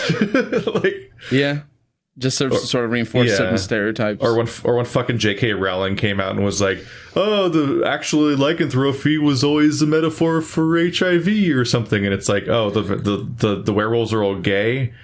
You made it's like you made the werewolves gay because the fucking most of the werewolves that are in Harry Potter are, besides Lupin, are villains who intentionally infect people, including children. Maybe don't say that. People have been calling J.K. Rowling's writing for a while. Like you look, like it, of course, her reputation has taken a dive recently with all her turfdom. But it's. But like you can read people talking about her for years and years and years. People who are still talking about her, mind you. But yeah, because she keeps making up stuff about her books afterwards and trying to score points. She needs to stop. And we know we know now that she's completely full of shit right now. We know now that she's super full of shit about that because she said that Dumbledore was gay and had this whole relationship with Grindelwald and so on. But then fucking history, like the timeline called her bluff 10 years later when they're making a movie about Dumbledore and Grindelwald and don't even have a hint of that in it.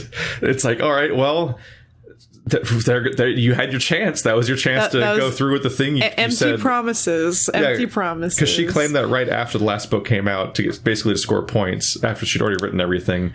And that's when she started adding all this bullshit, and that's how we got Vanish Me Poopum, where she said this dumb bullshit like a year ago, where she's like, "Oh, the wizards back before toilets were invented because they don't like toilets because muggles and whatnot. They would just like shit on the floor and vanish it away with magic." And then there's so many problems. Yeah, and then Twitter was just riffing on that idea and enjoying the idea of like, could you imagine sitting in a classroom and just smelling as somebody just shits right in the middle of class right there, and then that's what like the Twitter coined the spell would be Vanish Me Poopum. Oh no. It's just fucking incredible.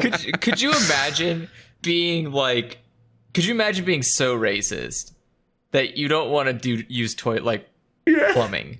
Like, that's pretty impressive, I have to say. That's next level racism. Like, could you imagine like white people not eating peanut butter sandwiches? Like, no, I will not. It'd be like white people not listening to music. But that happens though. Look at the pushback against jazz, and look at the Lenny Blues even. The only people who push back against jazz probably have only heard one guitar playing in the background their entire life. No, but I'm talking about the racist, like the racist pushback back in the 20s and 30s specifically. Or rock and roll music, or rock and roll, even rock and roll. Absolutely, it's all evil devil It's music. just crazy to me though. Like plumbing is literally a life-changing thing for a society. But like having running plumbing is amazing. The fact that your shit goes away from you. Don't underestimate racism and spite. I mean, don't you that's think absolutely. So that's absolutely amazing. Like, could you imagine just sitting there, like wizards just crossing there, like, I will not shit on a toilet as long as the Muggles keep inventing them. And like, are wizards? Like, white people had to be tricked into liking rock and roll by just sneaking it in through a white guy. Yeah. And then even Chuck Berry had to like play up the like a lot of famous like black musicians, like Louis Armstrong is like, he in an interview was like, oh yeah, you gotta like act nice for the white people. So it's like, I'm gonna like be a certain way, you know. They didn't even steal the idea of toilets. But like they just decided to rather shit on the ground. They didn't even want to like pretend like they were the first ones to do it, like a normal, probably sane racist person would do, is like just try to steal from the people you don't like. They were just like, no, I'll live a less than good quality life. But imagine right now, there's this really racist Karen woman, right? And she goes to like, let's say she goes to Indonesia where they have the toilets where you have to stand. I can still imagine her not using it and shitting on the floor. I mean, I can picture this happening. I'm sure people don't use bidets, I'm sure. and it's baffling why they don't use it. That toilet is less. It is more barbaric than the one that I recognize at home, and so I refuse to use it.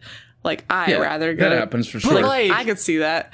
But like shitting on yourself is less barbaric. That's crazy to me. Out in a ditch somewhere. I don't know. Like, it's like, well, like, I would never. Yeah, like that's like someone preferring an outhouse over to a porcelain toilet because they're like, yeah, a lot. But some people do.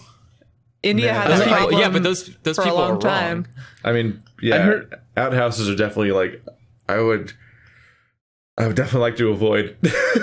If someone showed up with like, I don't even care if it was an alien from a planet that I knew specifically ate humans. If they came up with a better system to poop, I would take it. You're going to be using it. Like, I am not at any point going to let racism prevent me from having a better time getting rid of poop.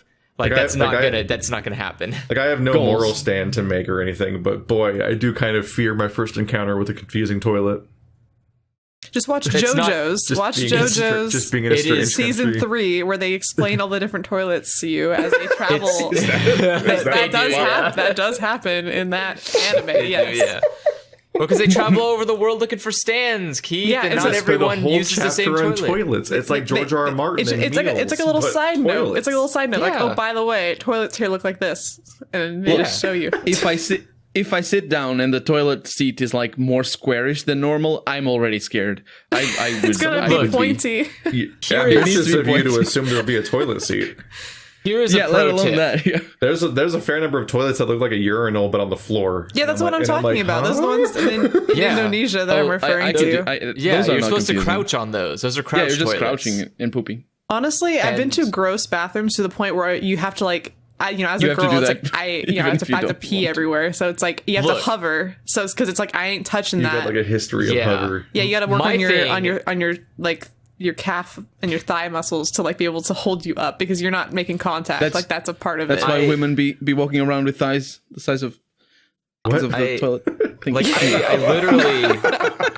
I literally had to go to the bathroom on a boat. Like I had to take a shit on a boat, like a regular sport boat, on a porta potty inside of the boat. And let me tell you, when you're trying to go to the bathroom, as you hit a wave, that's it. You lose all sense of like, all right, I'm just if there's a better way to poop, I will find it and I will use it and I will do it without question. Aliens, like, where are you? Fix Andrew's problem. I would not like I've been to toilets where I looked on the side of the wall next to the toilet and it had a literal wall of buttons. And I just sat there and I was like, all right, I'm going to press these 3 because they are the most concerning looking ones, and I'm going to see what happens to the toilet. And then you do that and the toilet does something and you go, oh, those are definitely not for me. Those are for women. Okay, I'm going to do the rest of this now. And then you just go on with your life. You woke up at least you don't have a trash disposal. You reminded me there was a week where I was afraid of toilets. Afraid of like as a kid? Yeah, as a kid I saw a movie where an octopus attacks like a giant like Titanic style ship. And like there's a scene where this woman's sitting on a toilet and she's kind of like screaming, and you kind of realize that like the tentacle went through the plumbing and like went up her ass or something, and she like explodes. Oh no! So that could have went a different direction and been like some really nice like some weird hentai, a very different kind of movie. All of a sudden, oof!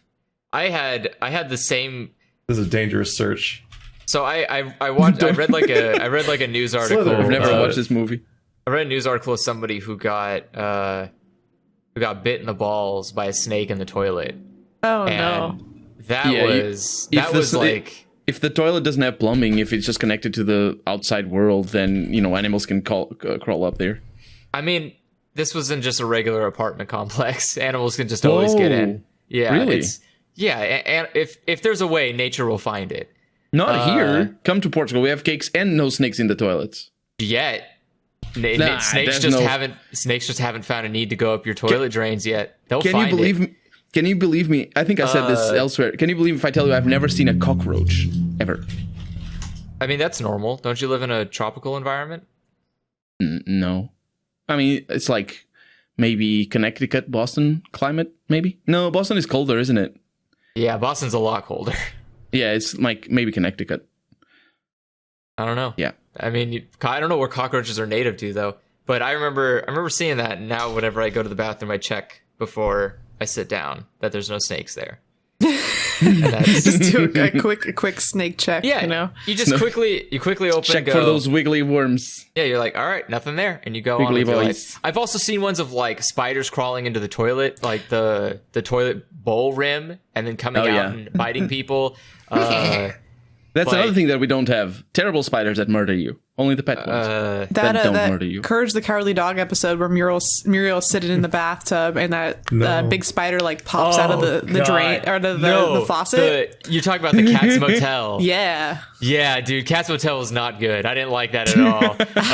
There was a lot of stuff in that was not enjoyable. Like, especially the spider coming out of the bath faucet. Out of the bath faucet while she's like got her eyes closed and you're just like, because she's like doing her like thing, and you can see like this giant spider leg come out of the faucet, and this big fat spider body comes out, and you're like, no, and the Courage is like, no.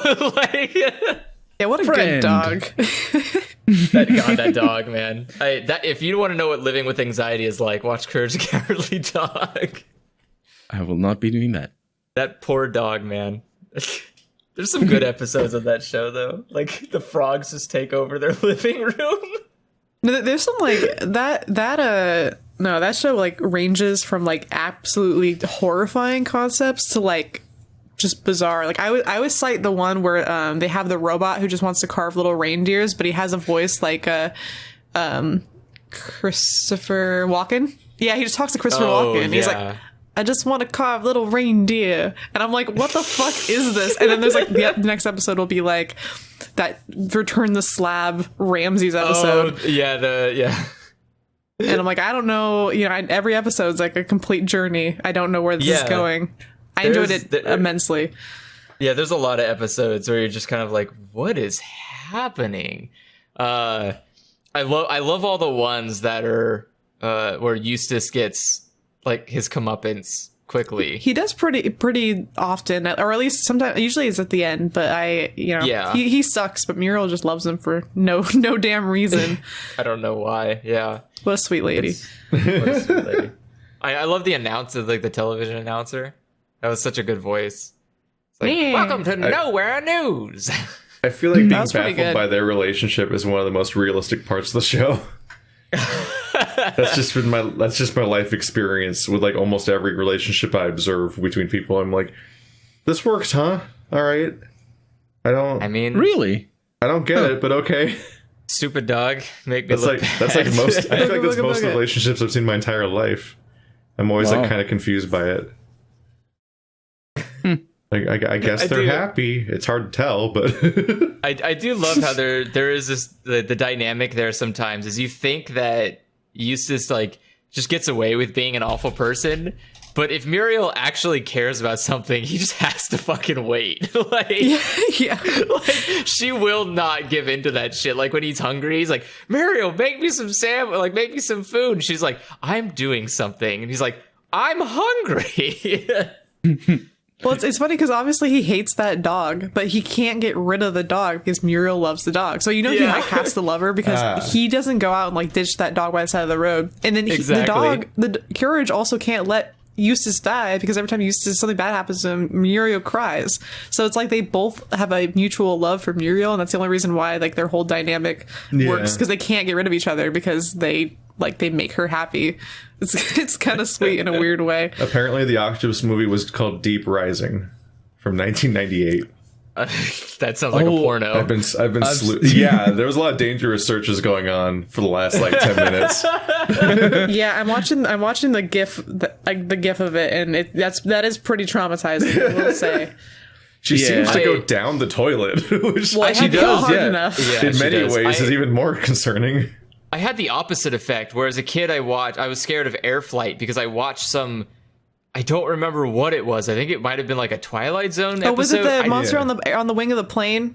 No, it was this one where a plane is literally going down, like it's crashing, and the back comes off and flies away, and all these people just get sucked out. And I was like, wow, I didn't know that could happen. And then it like goes to the front of the plane, and like a piece of the front of the plane like flies out and hits these old people in the face and takes their head off. And I was like, oh, I didn't know that's a thing that could happen on planes either. And like every step of this crash is just worse and worse. And I'm just to the point where like, familiar. I was like, I don't want to ever go on a plane. It's like I'll ease your fears by saying that it can't happen. If the plane would cut off, like people won't get sucked out. I've been on enough planes. Yeah, the where weird like continuous if it happens, suction never made sense. No, at but most, my thing is, at most the air pressure differential gets resolved in like a second. Yeah, so maybe there's a burst and that's it. The person who opens the door is gone, but everyone else is kind of just like, wow, that was stupid. But movies do that. Like Ghost Ship makes you look at tension wires differently. Oh yeah, I've seen that. That movie opens with everybody on a dance floor and a tension wire somehow. Like something snaps and the high tension wire just goes across an entire dance floor from side to side. So the entire everyone except for one small child that's too short is cut in half. I loved it. All at the same time. That is such a weird scene. Yeah, that is such a weird scene. Like Half-Life 2, when I played it when I was young, it made me afraid of showers. What? I didn't like skip showers for it or anything, but like. Specifically, the scariest. Smell bad. For a lot of people, the scary thing is head crabs and like Raven Manor place loft. Yeah, I think that Raven guy place. The guy the spooky guy. I played that long time ago. G-Man's not scary. I don't like him, man. A lot of people are afraid of Ravenholm and head crabs, and head crabs are creepy. But what really fucked with me as my first experience playing Half-Life 2 was the fucking like tongue barnacles. Like the barnacles that hang down from places and that tongue sticks to you and that slowly, horrifyingly pulls you up to eat you. And like, for some reason, my go-to, maybe it's just because it's when you feel the most vulnerable as a human being every day, is the shower. So like, I'd be showering in the dark, trying not to wake people up because I'd be getting up for school in the morning for high school and stuff. And I would just constantly think that this is it. This is when a barnacle gets me. And like I kept envisioning a barnacle getting to me while I'm showering in the dark in the shower just every day for like a month. Like it was this intrusive thought that wouldn't go away. I hated it. You should have played Half-Life 1 first. You would never have believed that those things could exist in real life. Because they look so bad. Because it's all no. Yeah, I still need to play Half-Life 1. I also still need to let's play all of them. The list is infinite. Black Mesa recently. It's basically shrinks. the same game. Oh yeah, baby Black Mesa. That was a joke. That is such a great song. I go back to and listen to that every once in a while. It's on my Spotify playlist. So. I sang it on YouTube. I hate myself and just opened myself up to that. And now you get comments every day. Come at me, comments. I guess I need to say my favorite game still. Mm-hmm. I don't know. It's always hard because there's the issue of like, how do you compare these games? Like, how do you compare Rock Band 2 to Mass Effect to Portal 2 to Overwatch and so on? Like, genres are so disparate that you're like, I don't fucking know, man. So I just say a different thing every time, and that's just the whole thing. Think about which game you would save from the end of the world. Like, what game would you want to have existed to the expense of every other one? Well, but that could be a different answer because I'd honestly pick the game that would last me the most amount of time. In that case, no, I'm not saying for you to play. Like, just from an historical perspective. Well, I already answered earlier, so like I just reflexively said Rock Band 3 today, and that's where your I favorite game. I've put it, like, this is a part that people don't know about me as much. Andrew does. but the audience doesn't know it as much because it's incompatible with YouTube for both copyright and like commentary reasons, because Rock Band takes too much concentration and whatnot.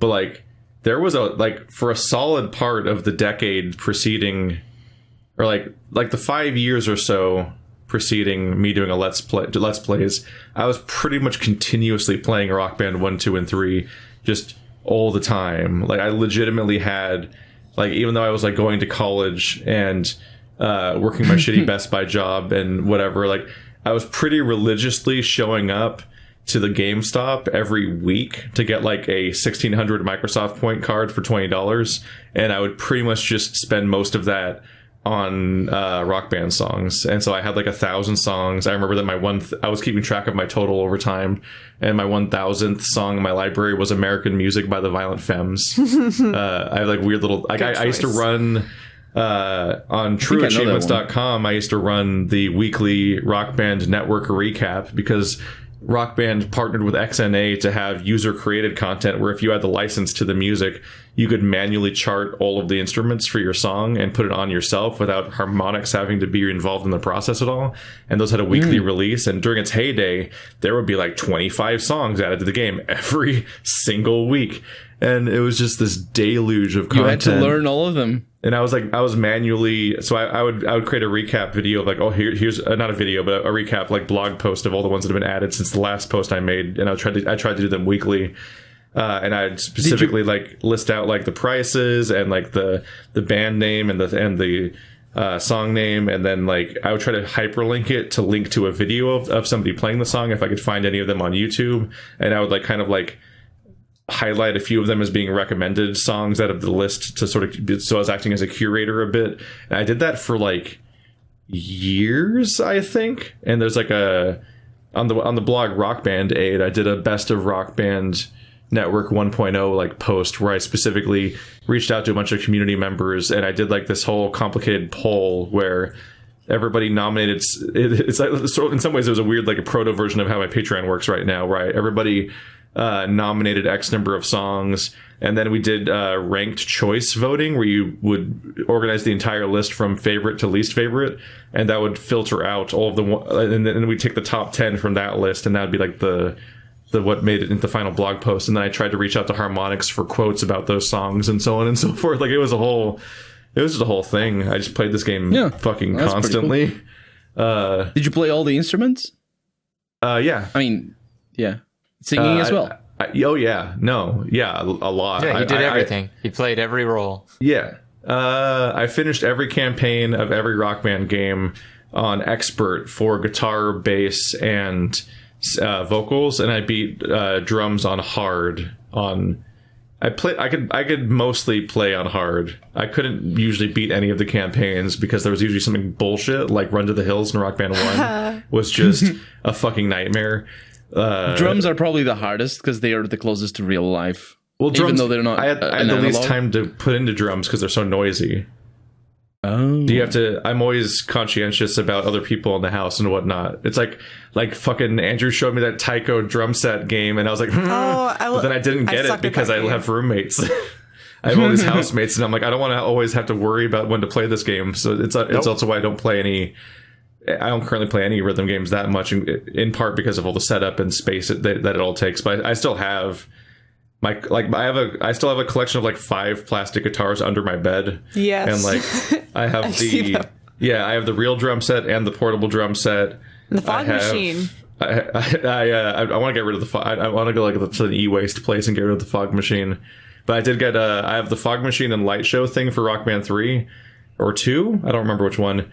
But that to be clear, I didn't think that it was worth buying, and I didn't go all in on it. But what happened is I was working at Best Buy when Circuit City was closing, and during their final week of Circuit City, every single day they cut 10% off the price of everything in the store. And so it was like a descending auction where it's like, well, we're just liquidating because this place is gone, so we have to get rid of every single piece of stock. So we'll slowly lower the prices to see what we can get away with selling them for.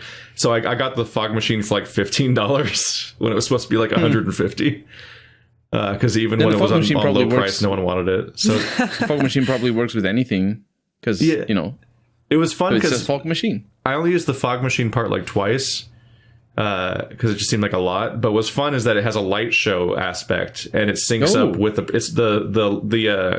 they would program every song to take advantage of that device, so it would do a light show for each song, and that was neat, and had a strobe light and so on. That was just fun. That's pretty cool. We should have done that for your birthday. Why didn't you pull out the strobe light and the fog machine? I don't know if it would work because we were playing on an Xbox One. Oh. That was like one of the issues we ran into is that I have the original drum set from I think it's the original drum set for Rock Band 1.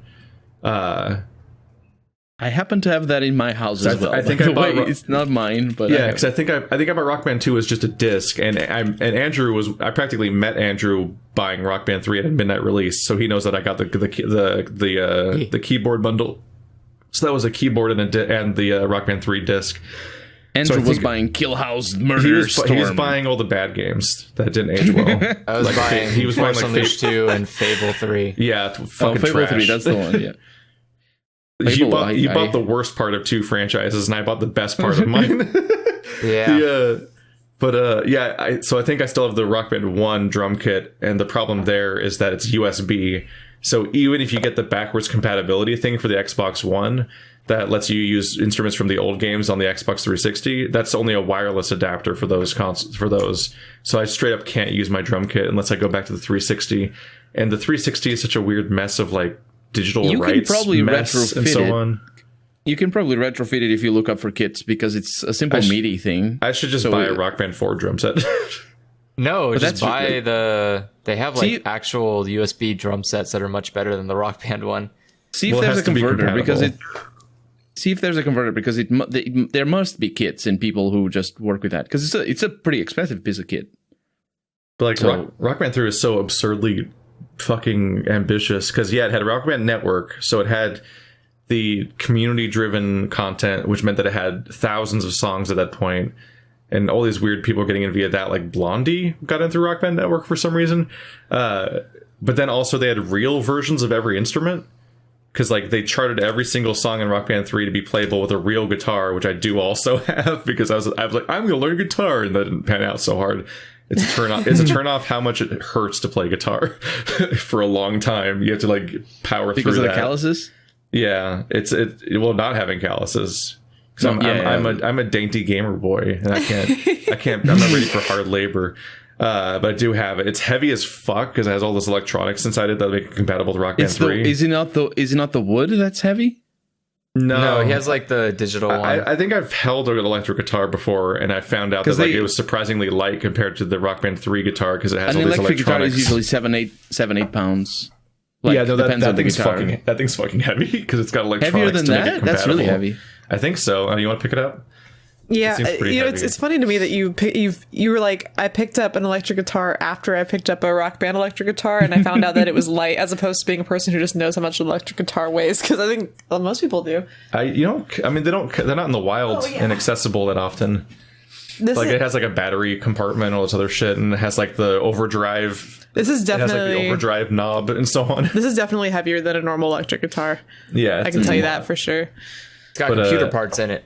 Yeah. If it's got transformers and all that, power supply and all that, it's going to be very heavy. Probably big batteries, right? And on top of that, it's like it broke. Battery acid. Battery. Yeah, it's got all the crusts on it for a while. I need to dispose of this. That's fine. Just get hydrogen peroxide. You can scrub it all off. Clean it up. I'll probably get rid of this guitar because it's just, if I ever want one, it's just not a great one. Partly because of the weight and so on. Can you tell me the model so I can look up images and people in the audience as well? It's just the Rock Band 3. It says it's called the Pro guitar. It says Squire Stratocaster on it. Oh yeah, by Fender, but it's the one for Rock Band. It's probably a modified one. Yeah. But like, is it heavier than the normal stuff? Because that's really it's heavy. I can vouch. It's heavier. But you can play Rock Band 3 with a real guitar. You can play with a real drum set or a real MIDI drum set. They had the Ion drum set, which was just a real MIDI drum set that you could hook up to Rock Band 3. And apparently, supposedly it was compatible with basically any MIDI drum set, but I never really tested that. But like, I was definitely eyeing that over the years. Like, do I want the Ion drum set? Do I want to go all in? And obviously the microphones are always real, although their judgment of your performance was always iffy. Because it's just pitch matching. It always is. It's always just pitch matching and not like how like technically talented you are or so on. But I got a lot of experience at pitch matching from playing too much Rock Band. It'll train your ear for sure. But I it's worse. I also have the other pro guitar. I have the pro guitar that isn't the real guitar, because they had an intermediate step. This is the weird one. Oh my gosh. Because everyone knows the 5-button Guitar Hero and Rock Band guitar, right? And then there's the pro guitar that Stephanie's holding, which is just a real guitar that is modified to have transmitted signal to Rock Band for judging you, basically. Yeah, it's got like a D-pad on it, and like, I think I know why it is. Yeah, and basically it's a guitar with a MIDI converter inside. Yeah, and I also use that guitar for Rocksmith, which has a better interface for guitar learning than Rock Band 3 does, because it's just for that. Which is why it didn't sell very well, unfortunately. Yeah, but Rocksmith was neat. It's just it was neat.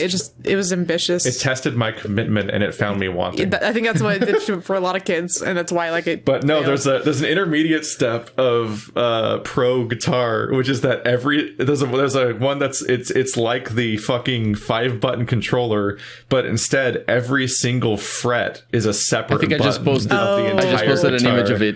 Yeah, I still have that under my bed, I think. That's a scary one. So on that one, every single fret, by which I mean every single string of every single fret, is a separate button. So there's probably 200 buttons on there, and there's 24 times 6. And where the strum bar is, there's 6 elastic-y string replacement things, and so you would play that quote unquote like a real guitar, and that you would be doing all the correct chords and whatnot. It helps your hand motions. Yeah, but it come to fruition. It definitely helps you strum, because it's just real. Yeah, honestly, that's you like are actually strumming. But it was all buttons. It was like the most extreme version of what people thought would hypothetically happen if they added more buttons over time to Guitar Hero controllers. In that it has every button, it has every single fret, and I have one of those. The main point of that is that it cost half as much as the Stratocaster. And it also was video game silly. Did this cost you as much as a real Stratocaster? That thing might be like $300. I don't remember. Oh my god, that's so much more expensive than a Squire Bullet. I'm trying to remember. You can get a Squire Bullet for like $120. I don't remember the exact price, but we had it in stock at Best Buy, and I was just eyeing it every day while I was working there. And it's eventually I knew I was going to cave, and I did. And so I bought it finally. It needs to be more expensive because it's more hardware, but still, the real one is $120, $150. I had a similar. It might have been like $150. I don't remember how much it was. It might have been $200. No, but it probably is more expensive. My brain might be inflating it. I think the normal controllers are like $40. So I have that impression as well. Yeah, the scale in my head could have been that maybe the Stratocaster was $200 and the Pro one was $100 or something. By what you mean, the silly one with a billion buttons, that might have been like $100 or something. All I know is that there was a scale, because that was the purpose. Is there was a intermediate step they made to fulfill a particular market that wants to be able to play on Pro, but doesn't want to commit to a nightmare real guitar. But they're also fundamentally different instruments. I think you'd have to develop different skills on all of them, really. Yeah. Well, that was the insanity of Rock Band, is that on top of having the charts for guitar and bass and vocals and drums and keyboard, there was also the pro guitar charts that you could play, which was every real fret and so on. And 3 pro guitar. I'm just trying to bring up a thing. So you're basically playing the tabs of the music and just playing normally. The gameplay. Yeah, because you play the real tabs. But the way they did it is that they show each string coming at you on the frets, like they do on normal guitar gameplay, but then all of the notes coming at you are numbered, so you have to jump to the correct fret, and it's kind of a nightmare. You need to practice, basically. It's a lot in real life. And there's a certain aspect of just memorizing chords. There was a really comprehensive system where you could take every song in the entire game and take every section of every song and make it loop infinitely at any speed you wanted to, so you could practice it, which is pretty cool. That is pretty cool, actually. But then, there was the alternate charts for the drums, because they added cymbals. So there was the cymbal and no cymbal version of every single drum song. Vocals had a second chart because you could play with and without harmonies, so you could play 1-player and 3-player vocals. The keyboard had the silly little Guitar Hero mode where you play with 5 notes total, So if you played that, so you could play every keyboard chart on your guitar technically, like it was a guitar chart. If you played it on the Guitar Hero style guitar, but you could also play it on your keyboard and just play it one-handed there, like just in one location. And it was kind of like easy mode version of keyboard. But then you could play Pro Keys, which was a 2-octave keyboard, and you were fucking doing the real keyboarding. That was just real keyboard, and it's a fucking nightmare. The way the chart had to deal with it is that there wasn't enough space for it, so they had to scroll left and right. Oh my god, really? Yeah, so the keyboard would be you can find this by looking on YouTube and I'm looking at this right now. Yeah, you can type Rock Band 3 Pro Keys. It shows the keyboard, and it's different sections of the keyboard are a different color to tell you where you are on the keyboard on the chart. And as the actual song wanders back and forth across the actual keyboard, it shows arrows that indicate that it's going to switch tracks soon. No. And then it literally rotates to new colors. And you have to like follow that with your hands. It's a lot because they couldn't fit the entire 2-octave keyboard into the shape of the Guitar Hero, like the Guitar Hero track they've always been using. So they had to have it scroll back and forth to show you where you are as you go, and color code the keyboard so you can tell what it is, which was a fucking ride. So there's 2 keyboard charts, 2 guitar and bass charts, because they both had real ones, because you could also play real bass. There's 2 drums charts and 2 vocals charts. So that meant every song had 10 charts, and that's not counting the 4 difficulties the game had. Because it had easy, medium, hard, and expert. People for a while there, people made a living wage by charting. It was all the rage. Charting songs for Rock Band Network. Like community members were springing up like a little cottage industry, like YouTubers basically, and just making this career in this weird little bubble market that was like for a while was going to be like a really lucrative thing they could do, and then it was going to go away because they would just sit here and do the legwork of like contacting bands, getting the rights to their music, getting a contract and whatnot, and then making these number of charts. I guess it's 10 times, so 40 charts. They had to make 40 No, because vocals is only 1 chart. Well, vocals is 2 charts. But the vocals doesn't have difficulties because the difficulty just automatically changes the tolerance for flaws in your singing, but the chart's not different on easy. But yeah, like it's fucking work. On like a weird side note, there's like a niche for all these sorts of things. Yeah. I was watching it's an old documentary. I just thought it'd be funny to watch about Second Life. And there was this lady who was a realtor on Second Life, and she was making an actual living wage and a decent amount of money by basically creating like pieces of furniture and building like houses that you could buy with real money in Second Life to live in. And I was like, there's a lot of people. Oh yeah, or there was at least. And I remember watching it, and obviously the documentary was made at it. Like, when you were supposed to watch it, it was present tense, and I remember thinking, like, what's this lady doing now? Though. What does she make? How is she making money now? Because I don't think there's Second Life is probably flooding right now with all the people. Like, there are a lot of image searches that I'd take that just result in finding somebody's like Second Life store. I didn't realize this was such a big thing. It is so weird. I found several versions of basalt columns in various Second Life stores. But Second Life is like a phenomenon. It was just funny because she'd like meet people and she'd be like, oh, so did you see the ranch style house? And the person's like, yeah, I'm looking for something a little bit bigger for me and my daughter. But it's like, no one underage was like allowed to play the game. So all these adults pretending to be kids, because that was like a part of their like role playing. And so it's like you can go adopt children and things like from orphanages, and they were just adults pretending to be kids because that was just like what they wanted to do. And like, it's like, I was like, I have your beach house already, but I was looking at like the mountain style house, and like they're just like, she's wearing like a realtor outfit in the game. Then you go and do commissions. It's just, I don't know. It's just, it's I'm fascinated. Whenever by this. There's any kind of like social network video game, you always get to like art commissions of people that make custom work like on a per user basis too. Like I think about like there's because one of the newer versions of Second Life and whatnot is the VR chat. And like I was watching like Ross O'Donovan on YouTube, and he commissioned this like next level, incredibly convoluted like demon costume for him to wear, where he's a demon man, and there's like and his girlfriend has one too, where she's a different demon, and they have like all these custom animations. Like if she lifts up her like her shirt in the back or something, she has like an eyeball sticking out of her back, and it like looks around in random directions, all twitchy like, but every now and then it'll look straight at you. Like there's all these really specific effects, and they can do like music videos and go into like they can like transform the environment around them to do like to play music and sync it up with that, and it's like.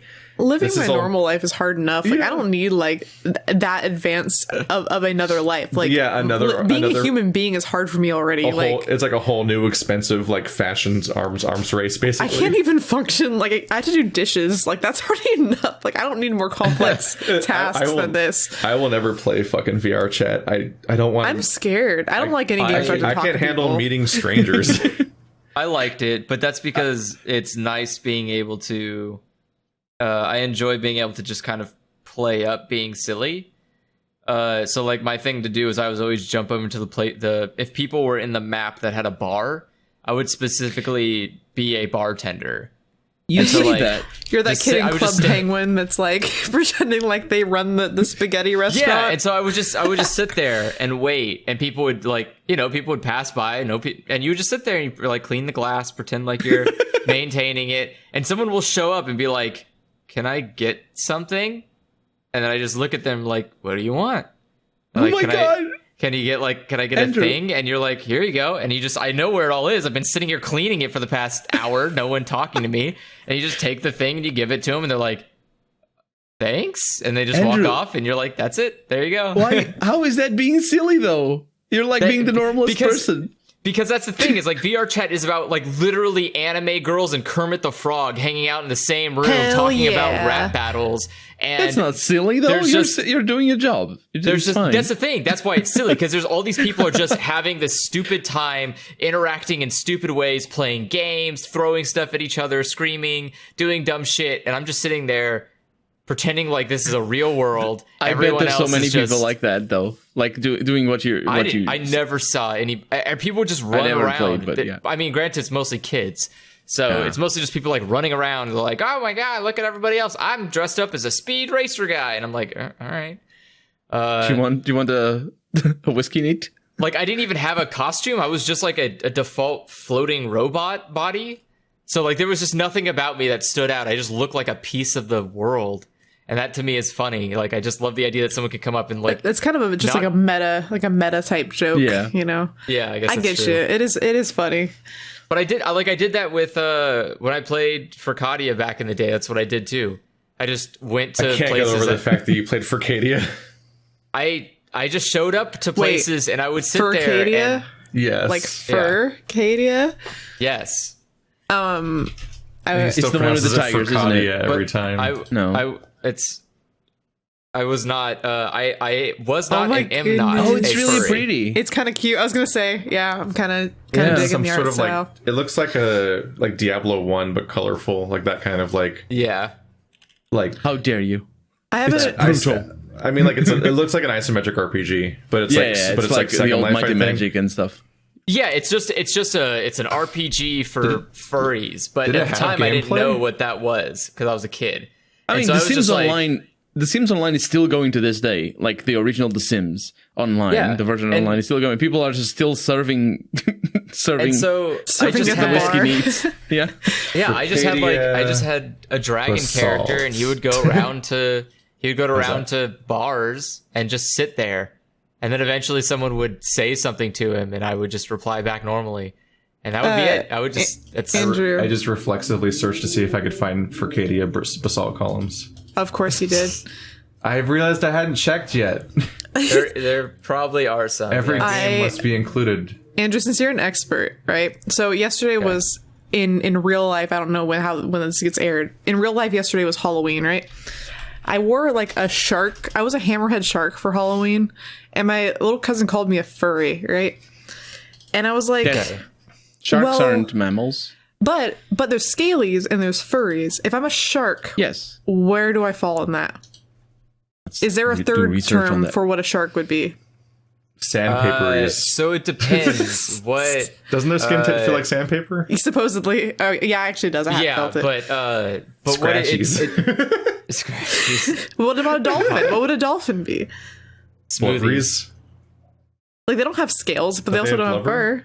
I guess. But yeah, they are just all blubber. Fishies. Fishies is the term. I can link you. Maybe they just call them they actually call it fishies. Yeah, well, fish they're not fish, and though. They're fishes. mammals. No, the sharks are fish.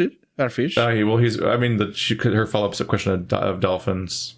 Oh, dolphins are mammals. That's just your often first being mistaken for dolphin furries, which are apparently different things. Duries. Oh, my cousin then came, like, he had an outfit. He's a little kid, but he had an outfit on, and then he went and changed into a creeper onesie. And I said, "Well, you're a furry now too." Oh no, you got him. He didn't like that response, and so we had a little tiff about it. But I was like, people make. Oh, because he's been on the internet too much. Like, he understands the world in ways that most adults don't even understand it. So you can hurt him. But he was like, he can like whistle blow hurt him in ways that people don't understand. He loves that Keith's a YouTuber, by the way. I just, he loves to, he's met him, so he brags about it. Which is so cute. I met him once. I know. Over a year ago. He brings you up every time I see him. That was like 4th of July of last year.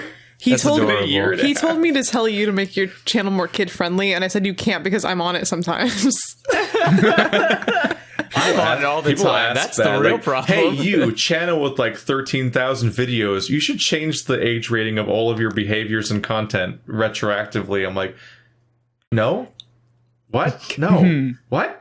How? No. What does that mean? What do you expect? I was like, what is the outcome you're expecting?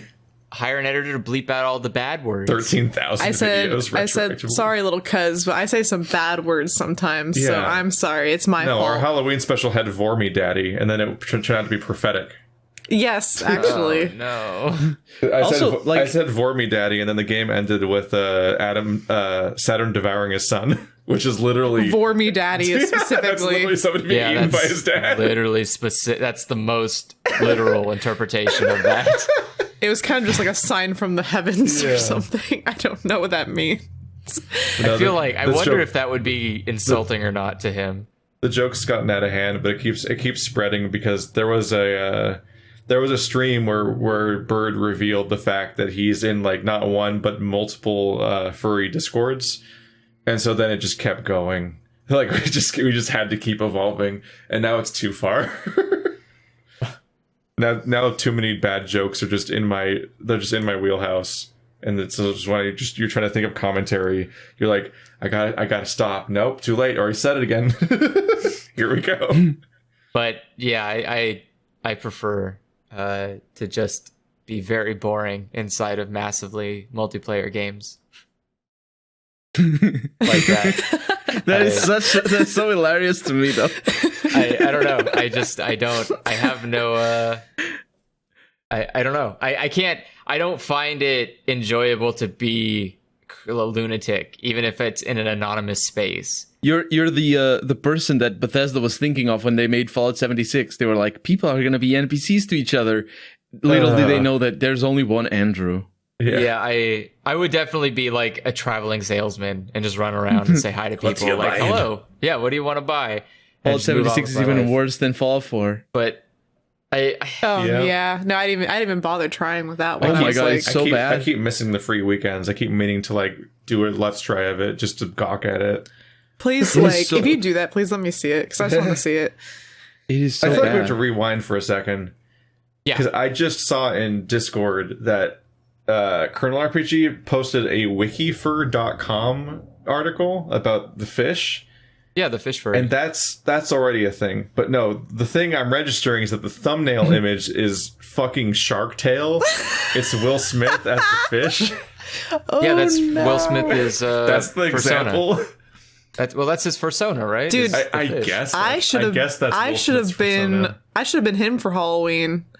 And then my cousin would have been completely correct. What a horrifying image. Because apparently he's the mascot for fish furries. I'm actually, you guys have been talking and I have been looking at fish sonas. And I have fish the best. Sonas? the best picture, but of course this is a podcast. Yeah, fish sauna is the correct term. But and of course this is a podcast, but fish, but yeah. Just imagine like a fucking Subnautica Halloween update, but where all of the fucking fish just turn into furries. They're all fishies or whatever. I'm They're under the fishies, impression. yes. Except I'm under for the impression whales. The game gets more cursed somehow. or not. When I look at furry art, like the one that you have posted here, it is so unrecognizable as anything enjoyable to look at. But I imagine this is like what most people view anime to be like that aren't a part of anime. That does hurt. I understand that. And that does make me sad because I do like anime. It looks like Colonel has posted an image of a man transforming into a shark and he's screaming while bursting out of clothes. Is his tail his penis? I don't. No. Well, how do you want to use it? Then why is it bulging from the front of him? Let's remember that we're doing a podcast right now. Let's remember, like, that's people the thing are is like I'm looking at this and I'm finding so many things that I just can't like. How does a fish man have hair? What is the literal benefit to the species to have hair if they're always underwater? Wouldn't it always be in their face? Like, isn't that a bad idea? Why do they have a tongue? What do they need a tongue for? So we need to invite things. We need to invite Sonic Fox or somebody we have Furcadia footage going right now. Because I keep bringing up visual aids for Stephanie whenever we talk about something, just to have it run. Do you have the one where it's like, a bunch of wolves doing Thriller? I'm just thinking like at least a shark with hair I can imagine. Like, okay, the hair goes there and it works how hair does, I guess. But all of these mammal furries that have hair, I'm confused how the hair works in addition to their normal fur. Like, why do they arbitrarily have human hair on addition to the fur? But then it gets even weirder, because the weirdest one I've seen is when they have facial hair. And I'm like, can they shave it? How do they shave their beard? And it's not like skin underneath, but still more fur. If they want to have facial hair and human hair and animal hair, they can have that. Well, yeah, the answer is they're cartoon characters and it's all Bugs Bunny shit and nothing matters. But whenever I get stuck in like the mental well of like, how do you work? How does this wolf have a goatee? And that's the thing is like I don't do that questioning with anime, and I think that's because I have like my brain is already programmed to just accept whatever comes out on the screen because that's just anime. Yeah, like seeing eyebrows in anime, you just get used to eyebrows and eyes being visible through hair. Yes. Yeah, you kind of accept weird things about anime. Like, how can you lose so much blood and just not pass out from it? And they're like, it's fine. I don't accept anime that. kids just have hundreds of liters of it. That I don't accept, though. That I don't accept. But you don't have to accept it. It's anime. That's just what makes it anime. You can't stop it. And furry is the same way to me, where it's like, I don't have to accept that sharks have hair, but they got it. And like, but to a furry, they probably don't think about it. Dude, this kid probably didn't draw this going like, oh, is it weird that sharks have hair? No, he's just like, yeah, of course it has fucking hair. It's brown hair too. Like, because maybe it's him, you know, like maybe that's him and he wants it to look like him still. Oh wait, we have a furry story. Oh, okay. Well, okay, we have to tell. We need to protect their identity. I was going to ask if we need to protect their identity. I was going to ask if you told this story on the last podcast or not, because I was excited to hear the response to this story. Yeah, no, but you can tell it. I just want to. Where I draw the line, I don't really want to like we won't shame people and spotlight them. No, I was going to say we'll talk about it in vague terms, but we discovered a fucking subculture on DeviantArt. Which is the place to do that. Because we finished watching The Wolf of Snow Hollow. Is that what it's called? And that movie is pretty fun. So, and that led to us just Googling shit. And then that just led to like a weird rabbit hole. Because it was like, it's specific that an actor was dead. Okay, wait. Yeah. So real quick.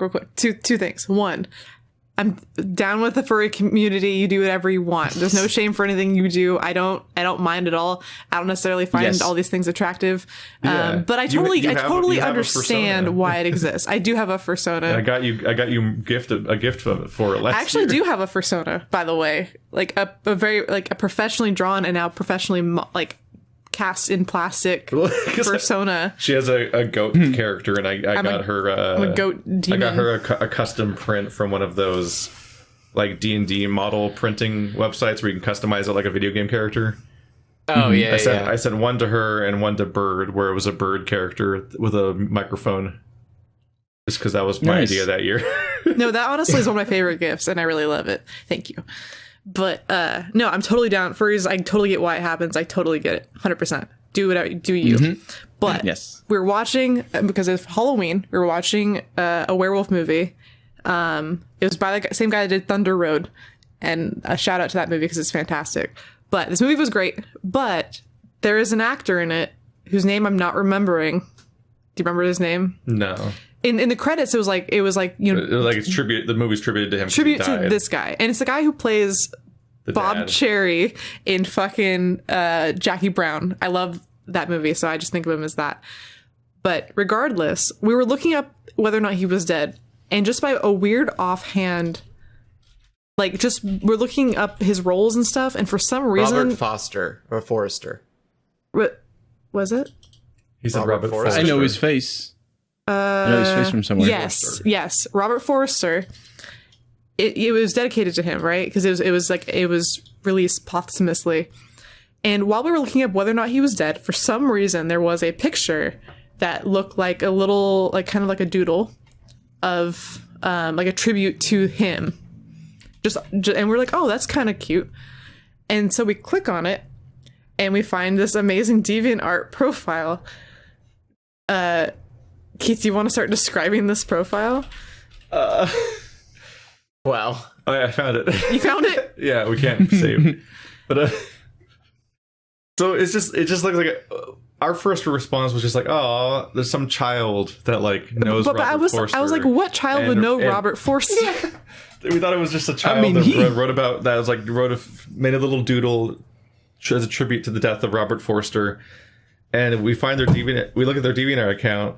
And keep scrolling, and it's just like it's like an entire extended universe of Sonic characters, like OCs.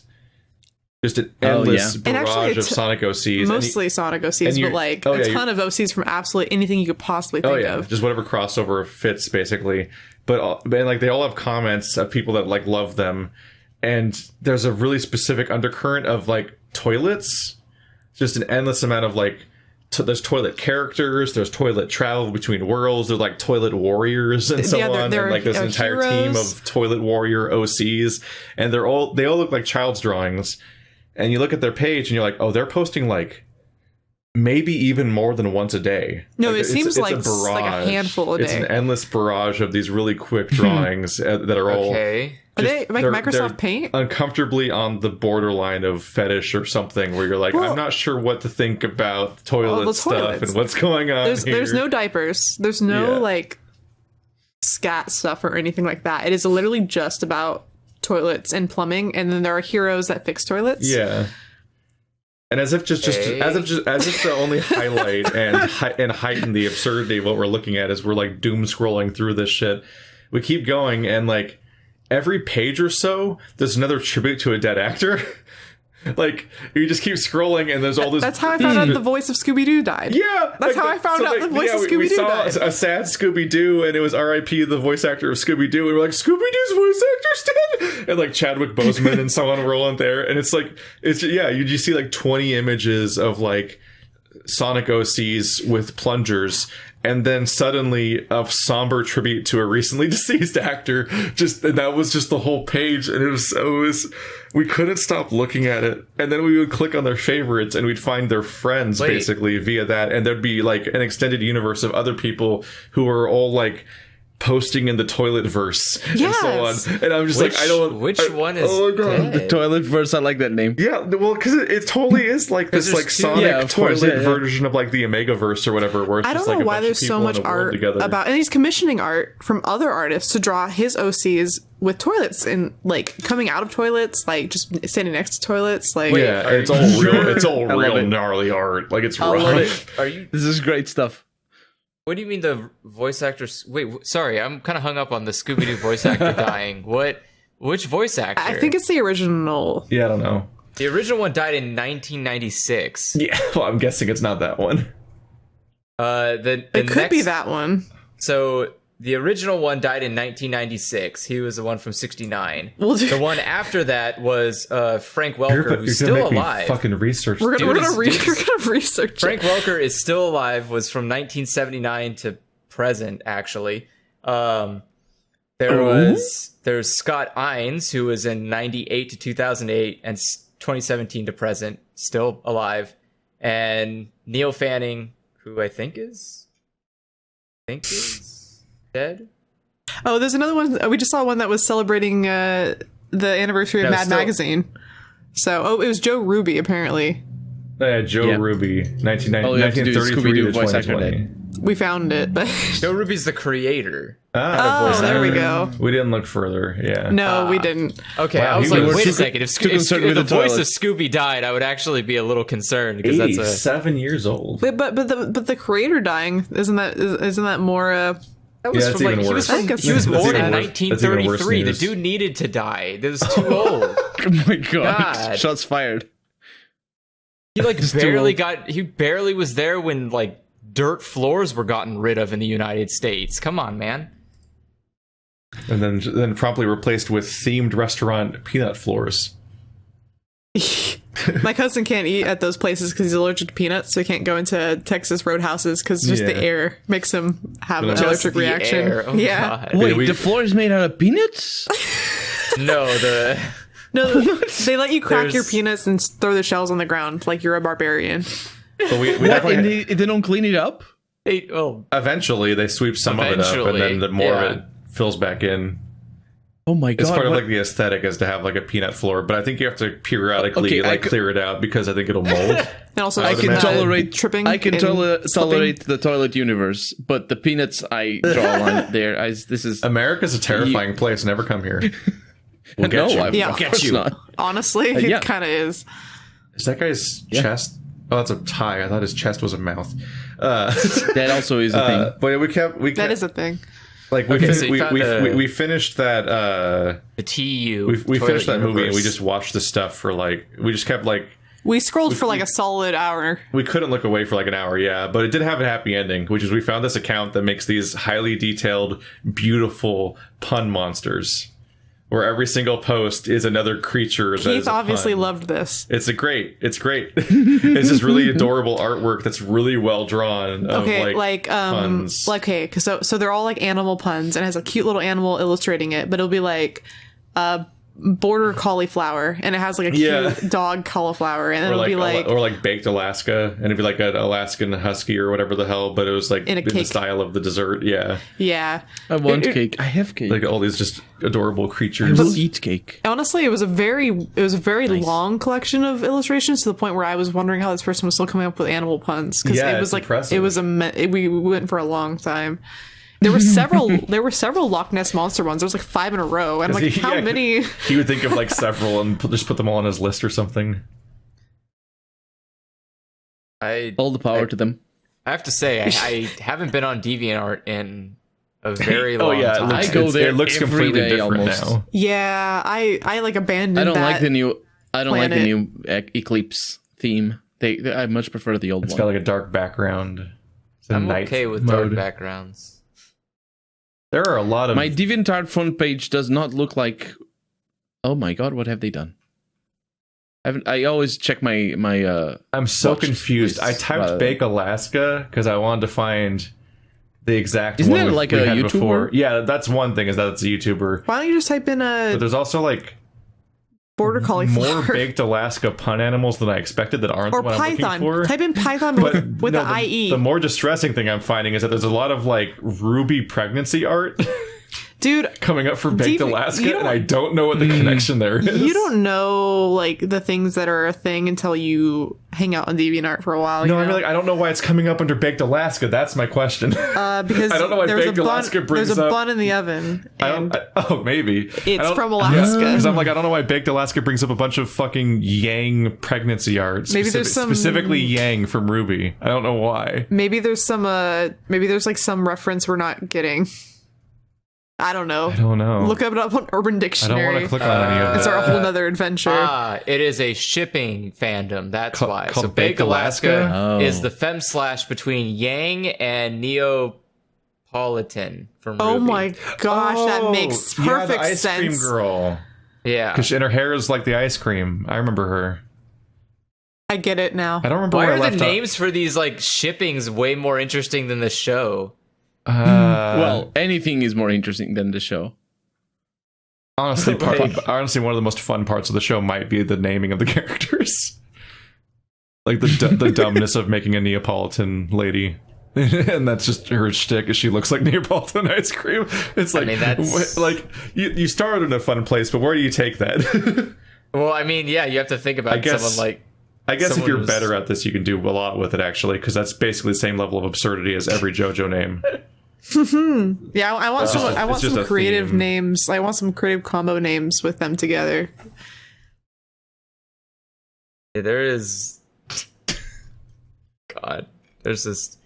Would you I like how there's a whole wiki dedicated to Python with shipping. an IE, PIE-thon. There we go. I found it instantly. Python with the IE. Oh yeah. So the channel the thing we will shout out is the DeviantArt Cryptid Creations. That's just a joy. It's just a bunch of animals that are puns and they're adorable. All right, I'm gonna look at this up. It's just Cryptic fucking, Creations. Dude. it's just so it's Garden just so cute. cider, and it's an apple spider. There's a biscotti that looks like your dog, but made of biscotti, like the coffee treat. Because it's a Scotty dog. And Yeah, it's a biscotti. but it's made of biscotti. Just stupid, adorable shit. A pencil Oh my god, so many puns. Yeah, a pencil sharpener, which is like a great white that sharpens your pencils. Bare bones. Yeah, there's a lot of good stuff a on here. pain goalie, which is a pangolin hockey goalie.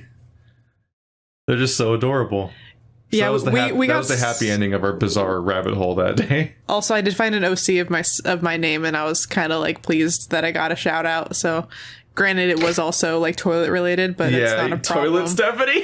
Yes, God. I was a hero. So You're a that's hero the- of yeah. toilets.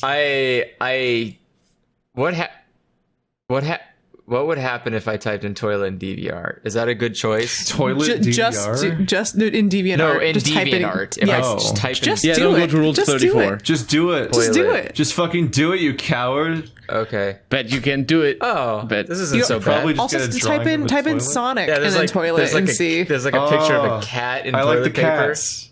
Yeah. I like the cats Right? playing toilet paper. It's called toilet humor. That's adorable. I like that. Those are some scary looking fucking cats, though. They're very sentient. I think looking. they're Abyssinian Uh-oh. cats. They're like This is definitely a That furry didn't- artist. That got Oh. real bad really fast. My results are very different from yours. I think Oh, this he's might really be good at this. Oh no, this got really bad really fast. Okay, don't keep scrolling. Just stay at the top. Just stay at the very top of that page. Don't Then go what's our- down.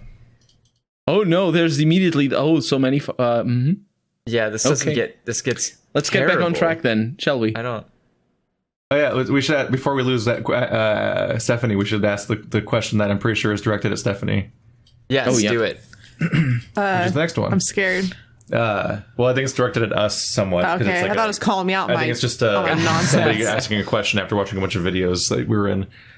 So in a couple of your videos, you guys kind of bashed on a couple of bands like Linkin Park, 3 Days Grace, Nickelback, etc. And I was wondering what you actually don't like about the bands. A lot of people seem to diss these bands, but no one explains why they don't like them. And I was can wondering gladly if you do could that. maybe put that into words.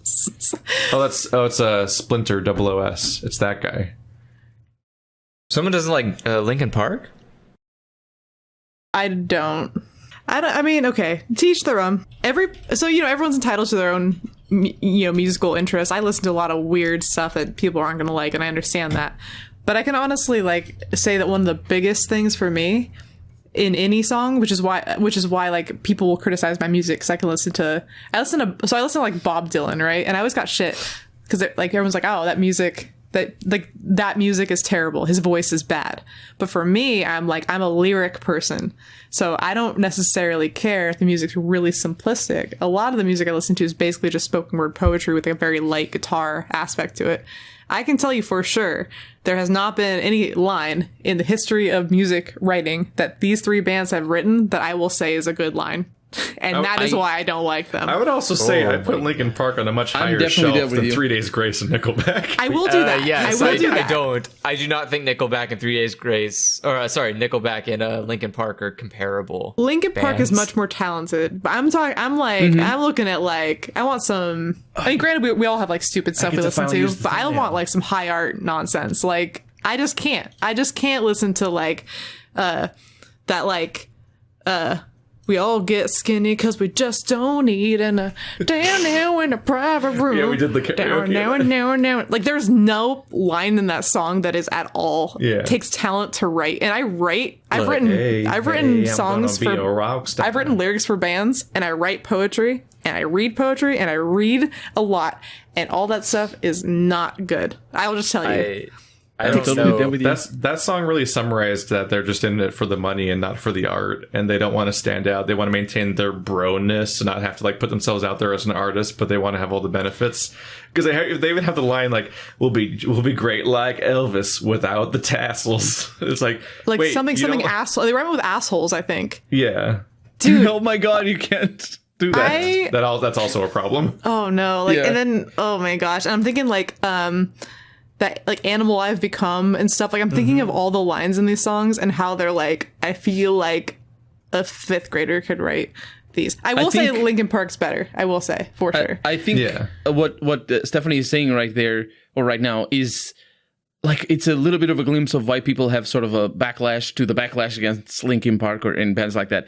Because, people can come off as pretentious. And what happens, like, I write songs as well. I'm an amateur musician.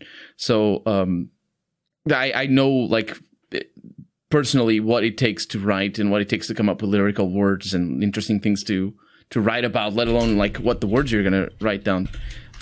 So when I hear a song that just feels rote and just feels, just sort of like bleh, I can tell. And I have that I think I have the same. Like, I think what Stephanie's saying also applies to me, basically.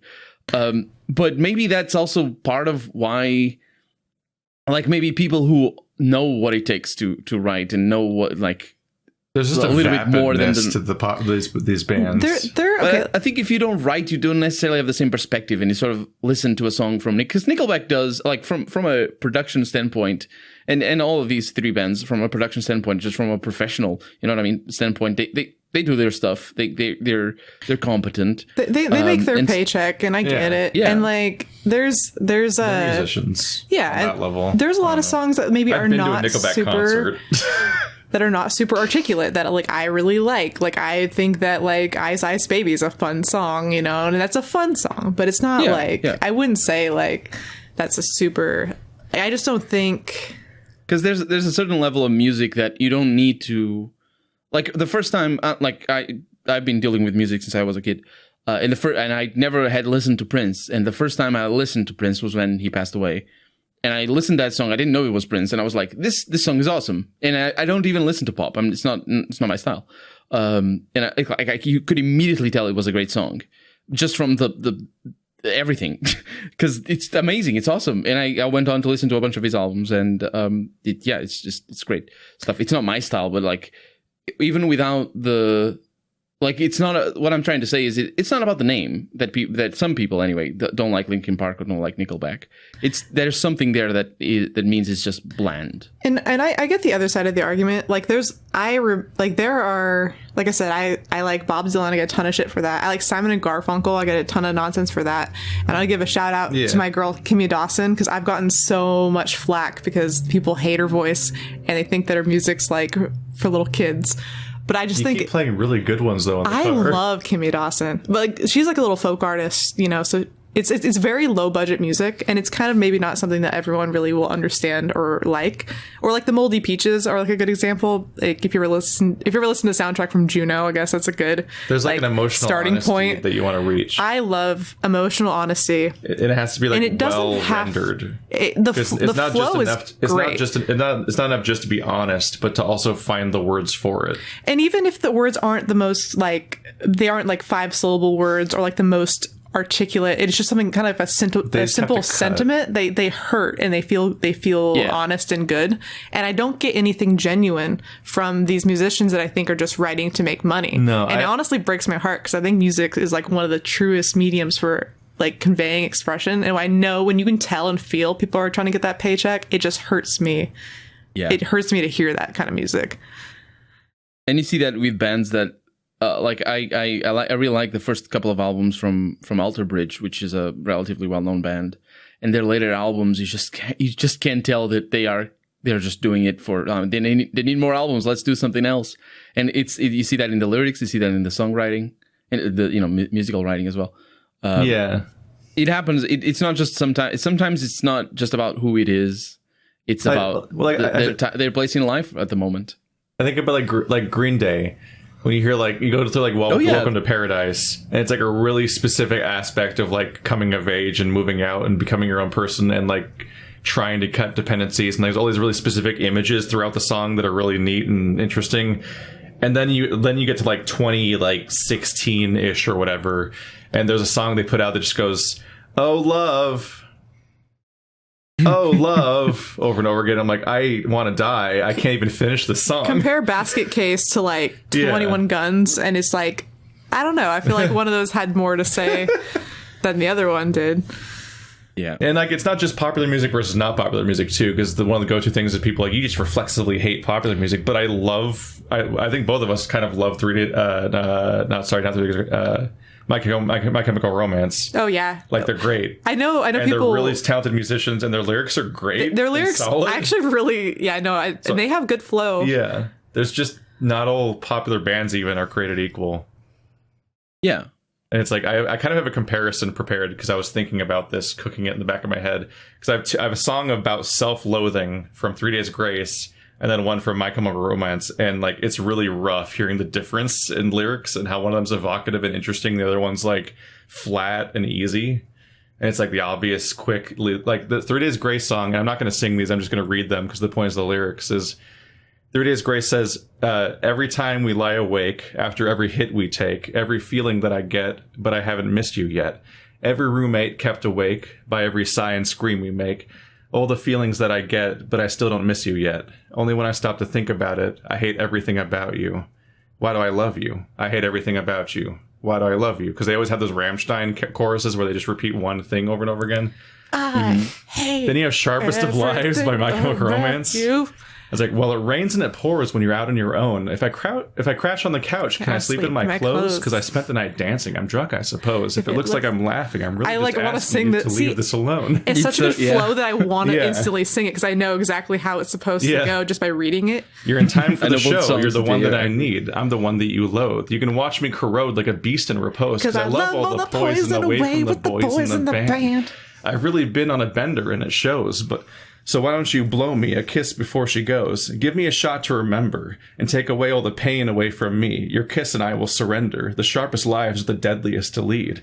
A light to burn all the empires. So bright the sun is ashamed to rise and be. In love with all of the vampires. So you can leave like the sane, abandon me. And it's that's actually good shit. There's actually stuff going on in the song. It's 3 Days Grace is I want to write an angst song. What are the first words that come to mind? Print it. Just fucking print it. Fucking go for it. It's blue and you rhyme and hate and gate and it's fucking it's it's just I don't know, but that's that freaking song. So I don't know. It's got a good flow. And it keeps going. They both have rebellion songs. So 3 Days Grace is a riot. If you feel so empty, so used up, so let down, if you feel so angry, so ripped off, so stepped on, you're not the only one, refusing to back down. You're not the only one, so get up. Let's start a riot. A riot. Let's start a riot. Let's start a riot. A riot. That's their chorus. Great. I think you should start a channel where you just read songs in a deadpan way. MCR is they're gonna clean up your looks with all the lies in the books to make a citizen out of you. Because they sleep with a gun and keep an eye on you, son, so they can watch all the things that you do. Because the drugs never work, they're gonna give you a smirk because they've got methods of keeping you clean. They're gonna rip up your heads, your aspirations to shreds, into their cog in the murder machine. They say all teenagers scare the living shit out of me. They could care less as long as someone will bleed. So darken your clothes or strike a violent pose. Maybe they'll leave you alone, but not me.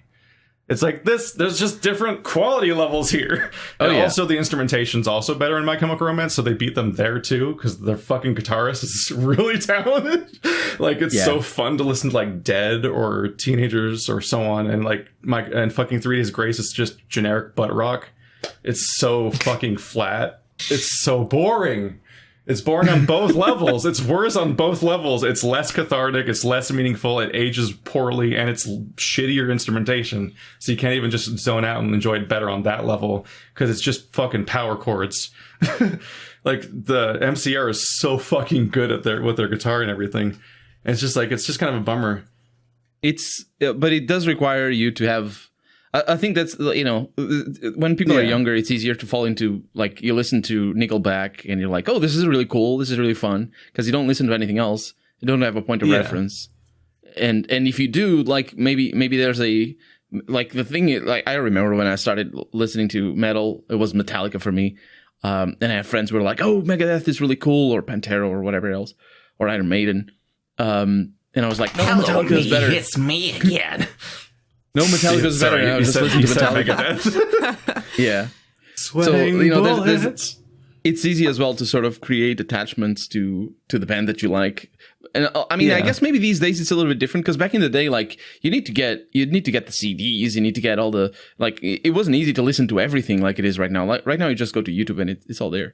Back in the day, it was different. It's all art, and there's like 50 background context reasons for why everyone has the right to like whatever they like, and like, here's the reveal, is that there's a plot twist here. I have a dark backstory with 3 Days Grace, My Chemical Romance. Oh yeah, I know. You know about this? Yeah, I do. Of course I do. Because when we were much younger, we got a bunch of we get these Christmas presents and whatnot, because childhood and whatnot. Because childhood, you get Christmas presents sometimes. Childhood and what? It wasn't coronavirus. And my brother and I got CDs mixed in with all the other stuff too. But I got 3 Days Grace's 1X, the one that has the little white, like, paper doll people, and one of them crossed out, which is the one that has both the song, I Hate Everything's not on it, but Riot is and Pain is, and so on. Pain without love, pain, I can't get enough. Like, that's the level the lyrics are on. It's Rammstein, but in English. Yeah. But that's a good description. Germans that that's know really Rammstein good roots as better. Well. But to be clear with the Rammstein fans, I don't know that much Rammstein. I just know a couple songs, and I just get frustrated by the fact that I took 1 year of German and could already fully translate them, because the songs have 10 words total in them and they repeat over and over again, and I don't like that. Rammstein is also very much a reaction to other broader trends in the metal scene. It's complicated to analyze why they are the way they are. But I got 1X, and my brother got The Black Parade by My Chemical Romance, and he was not happy, because there was this whole stigma in school at those days about emos and how it's cringe to be an emo. Not cringe because we didn't have cringe as a word yet. I mean, it was a word, but not that way. That it wasn't popular to use in that way. It was just more so, but functionally, it was cringe to be an emo, and that's what everyone was shitting on all the time. So he was like mad. He got an emo album for Christmas. So being a nice brother, I traded with him. And boy, did I trade up unknowingly. Dude, fate happened that day. So I spent years listening to 3 Days Grace, just fucking thundering through the walls as it's played loudly on a stereo in the neighboring room, while I'm listening to My Chemical Romance with my headphones on and stuff like that. You know, it's funny because I was aware of that biases exist, but also I'm right. Biases exist, and I was aware of them when I went to Barnes & Noble and bought that album anyway, and just didn't tell my friends I bought that album and listened to it, because I definitely wasn't part of the emo crowd despite my frequenting of Hot Topic. You gotta hide it. You gotta hide it in shame, even though that band was better than basically all the bands that were supposed to be better back then. I'm trying to remember like what my friend was trying to get me to listen to. It was something. See, that's the thing, is I can't remember it now, because it wasn't something that stuck around. And I was like, "Hey, what about this?" And they were like, "That's kind of dark stuff." Yeah. I like never had the same music taste as my friends. Yeah. by the time you're talking about, I was listening to things like Nine Inch Nails and See, like even worse than that, Film Troll and stuff. Yeah, no, I was listening. I was finding out all about the Jane's the real dark Addiction stuff. at that time. I was doing a whole 90s thing. I did like Alice in Chains a lot, and like I There's still certain genres do, of- but there's certain genres of music that he dropped the bomb. there's certain genres that you're literally afraid that they might be Nazis. These people, I need to do some background research on this. And that's seriously, there's some bands that are. That's some of the hate too, like the hate that goes at some of these bands, like Nickelback and so on. There's two stages. One, sheer popularity breeds contempt, and it's often deserved, but not always completely deserved. Sometimes people disproportionately hate things just because they're popular, like Undertale. And it's not really fair to the thing that they're mad at. Or Genshin Impact, Keith. Fuck you. But there's also things people get mad at because they're just awful and they're sick of hearing that, and it's just lowest common denominator stuff, and that's why it's popular, and that's frustrating. Like Transformers or Nickelback. But there's the additional layer of why some people hate some of these bands is that they didn't necessarily earn it the first way, but instead they aged. And it's a certain aspect of like, if you look back at your teenage music, a lot of it's about this. A lot of it got to be your favorite music at that age via a lot of emotional pandering, and sometimes it's because the stuff is genuinely cathartic and well written and interesting, and sometimes it's just because it's lazy pandering to teenage angst and so on. And you look back at that and you're ashamed of yourself. And so that makes you lash out at those bands and shit on them all the more. And so when you're like, like in my case, like I used to listen to Nickelback. I had a Nickelback poster, and it's like, boy, do not like looking back at that. It does not make me happy. And there's also when you age, music hits differently, obviously. I think we discussed this. We discussed this on a previous episode of this, but yeah, it's like you go back to listen to Chocolate Rain or Killing in the Name of, and you're like, oh fuck. Well, as a teenager, I was just like, fuck you, I would do what you tell me. But then nowadays you're like, oh my god, it's a song about the history of hiring police from KKK. Some of those that work forces are the same that burn crosses. Yeah. See, I always listened to lyrics even as a kid, and so I was always like, my mom's like, don't sing that one in school, and I was like, all right, mom, like, because when I'm like 13 or whatever, it's like the same level. Like critical acclaim by Avenged Sevenfold is just like Killing in the Name of by Rage Against the Machine. Even those are two mutually exclusive ideas, and those two bands would kill each other if they saw each other in person. Like it's those ideas do not mix, but the shitty, shallow teenage catharsis that those lyrics provide do mix. So as a teenager, you mix and match, and it's like you're not really consuming it with depth necessarily, or you are. I don't know your life, but a lot of people don't, especially as teenagers. Because they don't even have context for like half the stuff anyway yet, because their schools are lying to them about history, which isn't great either. But then you grow up and you're like, oh my god, Rage Against the Machine hits different. These people are fucking rad, and fucking Avenged Sevenfold are bootlickers. They're horrible garbage people, and all their lyrics are about bad ideas, and they're trying to act like they're and punk trend cool. chasers as well from a musical perspective. They're trying to act like they're all metal and punk and cool, but they're actually just like lazily succumbing to propaganda and shitting on liberals and anyone else that wants to actually do anything about the bad things in the world. And it's like, oh no, these long rants in the middle of critical acclaim, these aren't cathartic at all. These are dark. These are too real, because this is just what you hear every day. Like this was it was the Adam Sandler of metal, where it was just like the most lazy fucking base level easy pandering, and when you hear it as an adult, it's just depressing. Avenged Sevenfold has always been They're hot such trash. I was kind of bummed out that they used all the Fear and Loathing imagery in their whole Backcountry music video. Was Backcountry not in that movie? I haven't seen it. Well, yeah, what? You asking if Backcountry the song was in Fear and Loathing in Las Vegas? I don't really know when these things came out. Oh my gosh, there's like a huge time difference. Is it? Okay. Yes. I knew about the connection, so I assumed that it might have been in the movie. No, they basically they reenact parts of the movie in their music video, but like oh damn it, what the fuck? I can't remember oh no, I'm a failure. I can't remember the author's name right now. I'm thinking of Ralph Steadman, who's the illustrator, but that's not all I'm trying to say, because I've read other books by this author. Who's the author of Fear and Loathing in Las Vegas? They're like 7 years apart. Oh, you're talking about... Who am I talking about? Oh my gosh, I'm a failure. His attorney? I can't help. Benicio del Toro. No. No, what's his name? Hunter S. Hunter S. Thompson. Oh, Yeah. oh my gosh! Don't kill me, internet. But no, Man but who got shot through a cannon. he would not appreciate. He is my favorite suicide note of all time, by the way. Yeah. But he would not. He would not appreciate. I don't think he would like them using Suicide that. Note coloring book too. Dude, I have a serial killer great. coloring She book. has a serial killer coloring book. What a problem.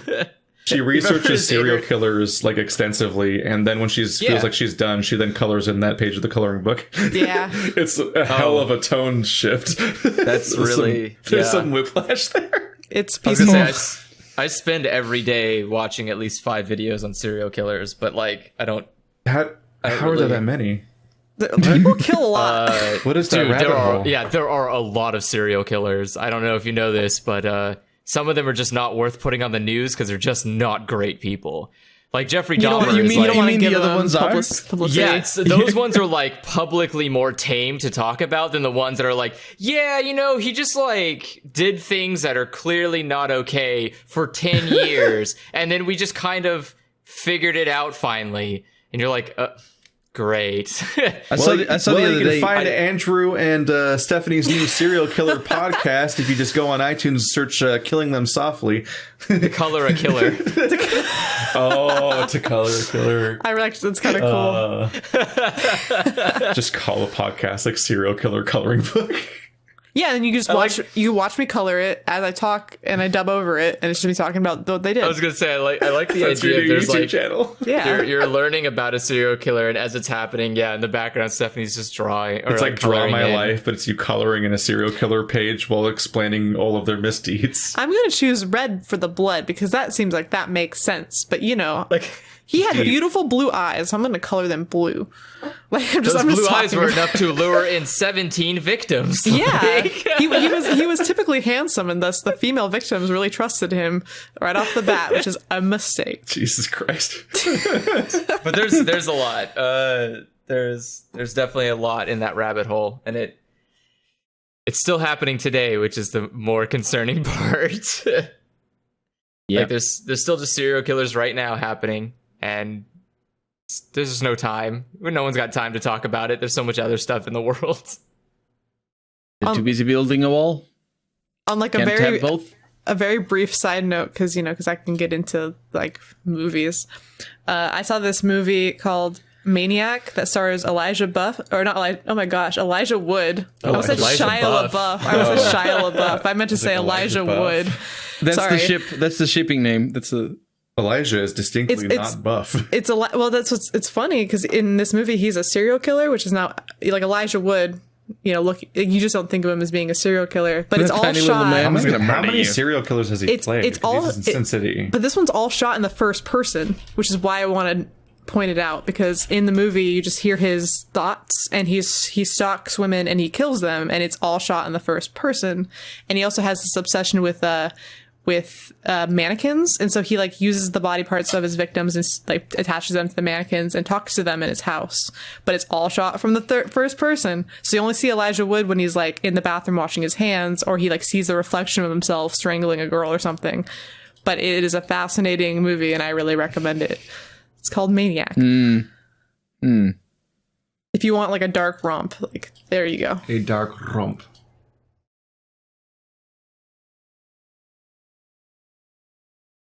Yes. Yeah. So, yeah, sorry. Sorry, I got distracted because I was bringing up an image of Elijah Wood, the serial killer, with the Charlie Brown shirt from Sin City with all of his arms and legs cut off.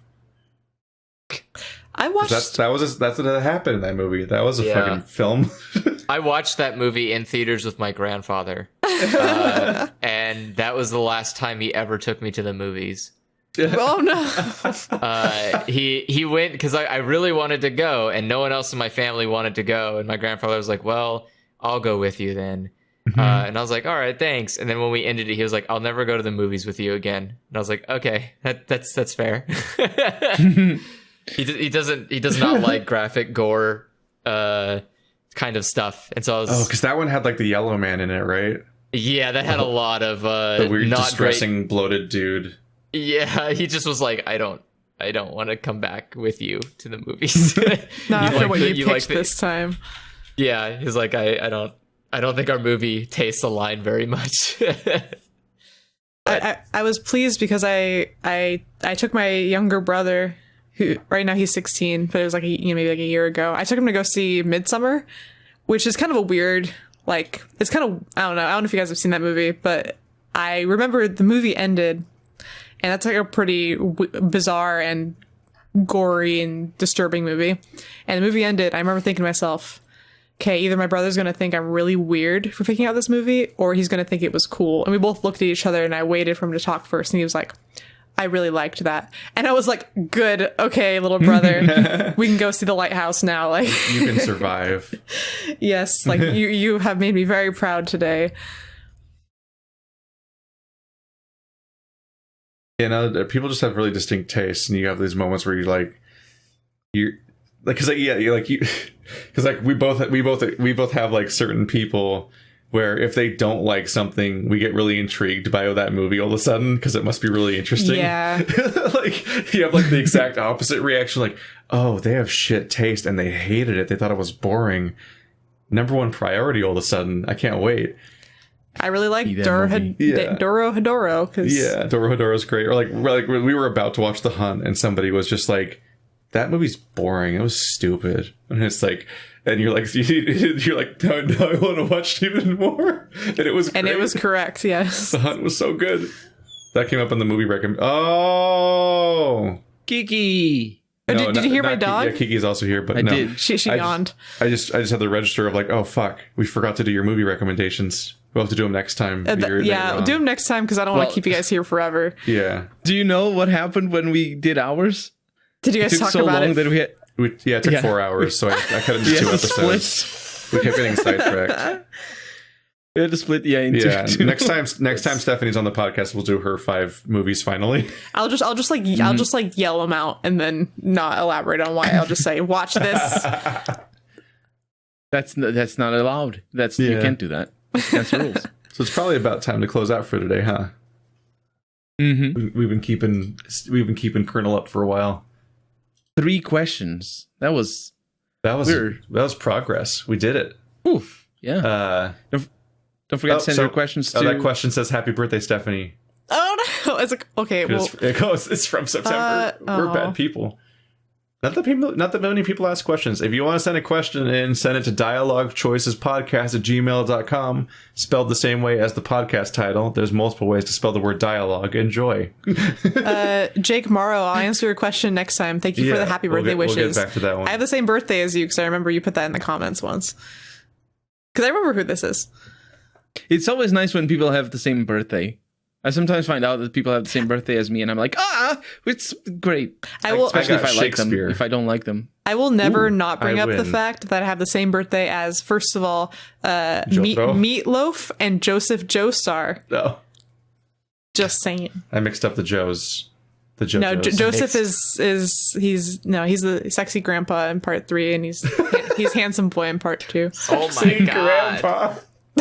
Yeah, have you seen it? He's I'm gonna type pretty buff. JoJo's sexy grandpa. I think the instinct is that we think, like, what are the chances of them having the same birthday as me? Is that him? Yeah. It came first result, by the way. Joseph Joestar came up for when you type in sexy grandpa Second JoJo's. result is a confusing picture. That's Uncle Grandpa. Oh, is it? From Cartoon Network. Oh. Yeah. This is Buenos Dias. I'm sorry, Colonel, we interrupted just you. Posted a picture of Meatloaf. No, I was saying that what are the chances is like what we think when we find out that somebody has the same birthday as we do. But that's, the chances are probably 100% because there's always famous people having the birthday we do. So the chances are more when we find those people and their birthday rather than, There are more people than there are days of the year. Well, and people have also have lived Famous and died. people. So That's not true. famous people have been like 12 cataloged. people. Yeah. Actually, Wikipedia probably has a list for every day. Yeah, have you looked up yours before? Yeah. No, I haven't, but It's kind of fun. I'll have to do that. I only know as Joseph Joestar because he mentions it specifically in the show, which made me wig out when I saw it for the first time. So I was like, oh my god. Oh, I got John Cena. Oh, Get dunked on, y'all. Wow, what an invisible birthday. Damn it! That's why no one came to my birthday parties. Aw. I got George George Lopez. Lopez. I don't know these people. John Oliver? Did you have John Oliver? I've got Cal Penn Yeah. from Let me see. Harold and Kumar. Famous birthdays I wish I had known. Okay, tell me. Kevin Bacon. Solid. Good. No, not Oh, necessarily. Gigi Hadid. She's famous. Let's see. I just like Meatloaf. Because So I Kevin- want to. Kevin Bacon, John Rockefeller. Kevin Bacon's I don't know pretty who good. any of these other people are. Total Oh, I have Biscuit. John Oliver. Yeah. That's what I just said. I didn't read. I scrolled right past him apparently. I And did not register. Jaden Smith. You have Jaden Smith. Oh, that means you love Toblerones. No. Can you see if your eyes aren't even real? I need to watch that anime already because people are real split. People really love and hate that anime. Yeah, I kind of want to watch that one too for the exact same reason. Yeah. All right. I think that's it, everybody. Thanks for watching. Like always, send in questions to dialogchoicespodcast@gmail.com. Do it. Like, comment, subscribe. Don't do that. Subscribe. And ring the bell. You can Ding, find ding. us on your various podcast audio feeds. If you don't find us by searching Dialog Choices, you might find us by searching for Nerds, FOUR Nerds, because changing RSS feeds or whatever the fuck is confusing and hard. And I'm still using the same SoundCloud thing. I've been using the same SoundCloud for like 6 consecutive different podcasts now. So rebranding it is confusing, but it has a paid subscription and people subscribe to it. So I don't want to like make a new one every time the podcast changes title. So there it is. See you guys next time. Bye. All right. Bye. Bye.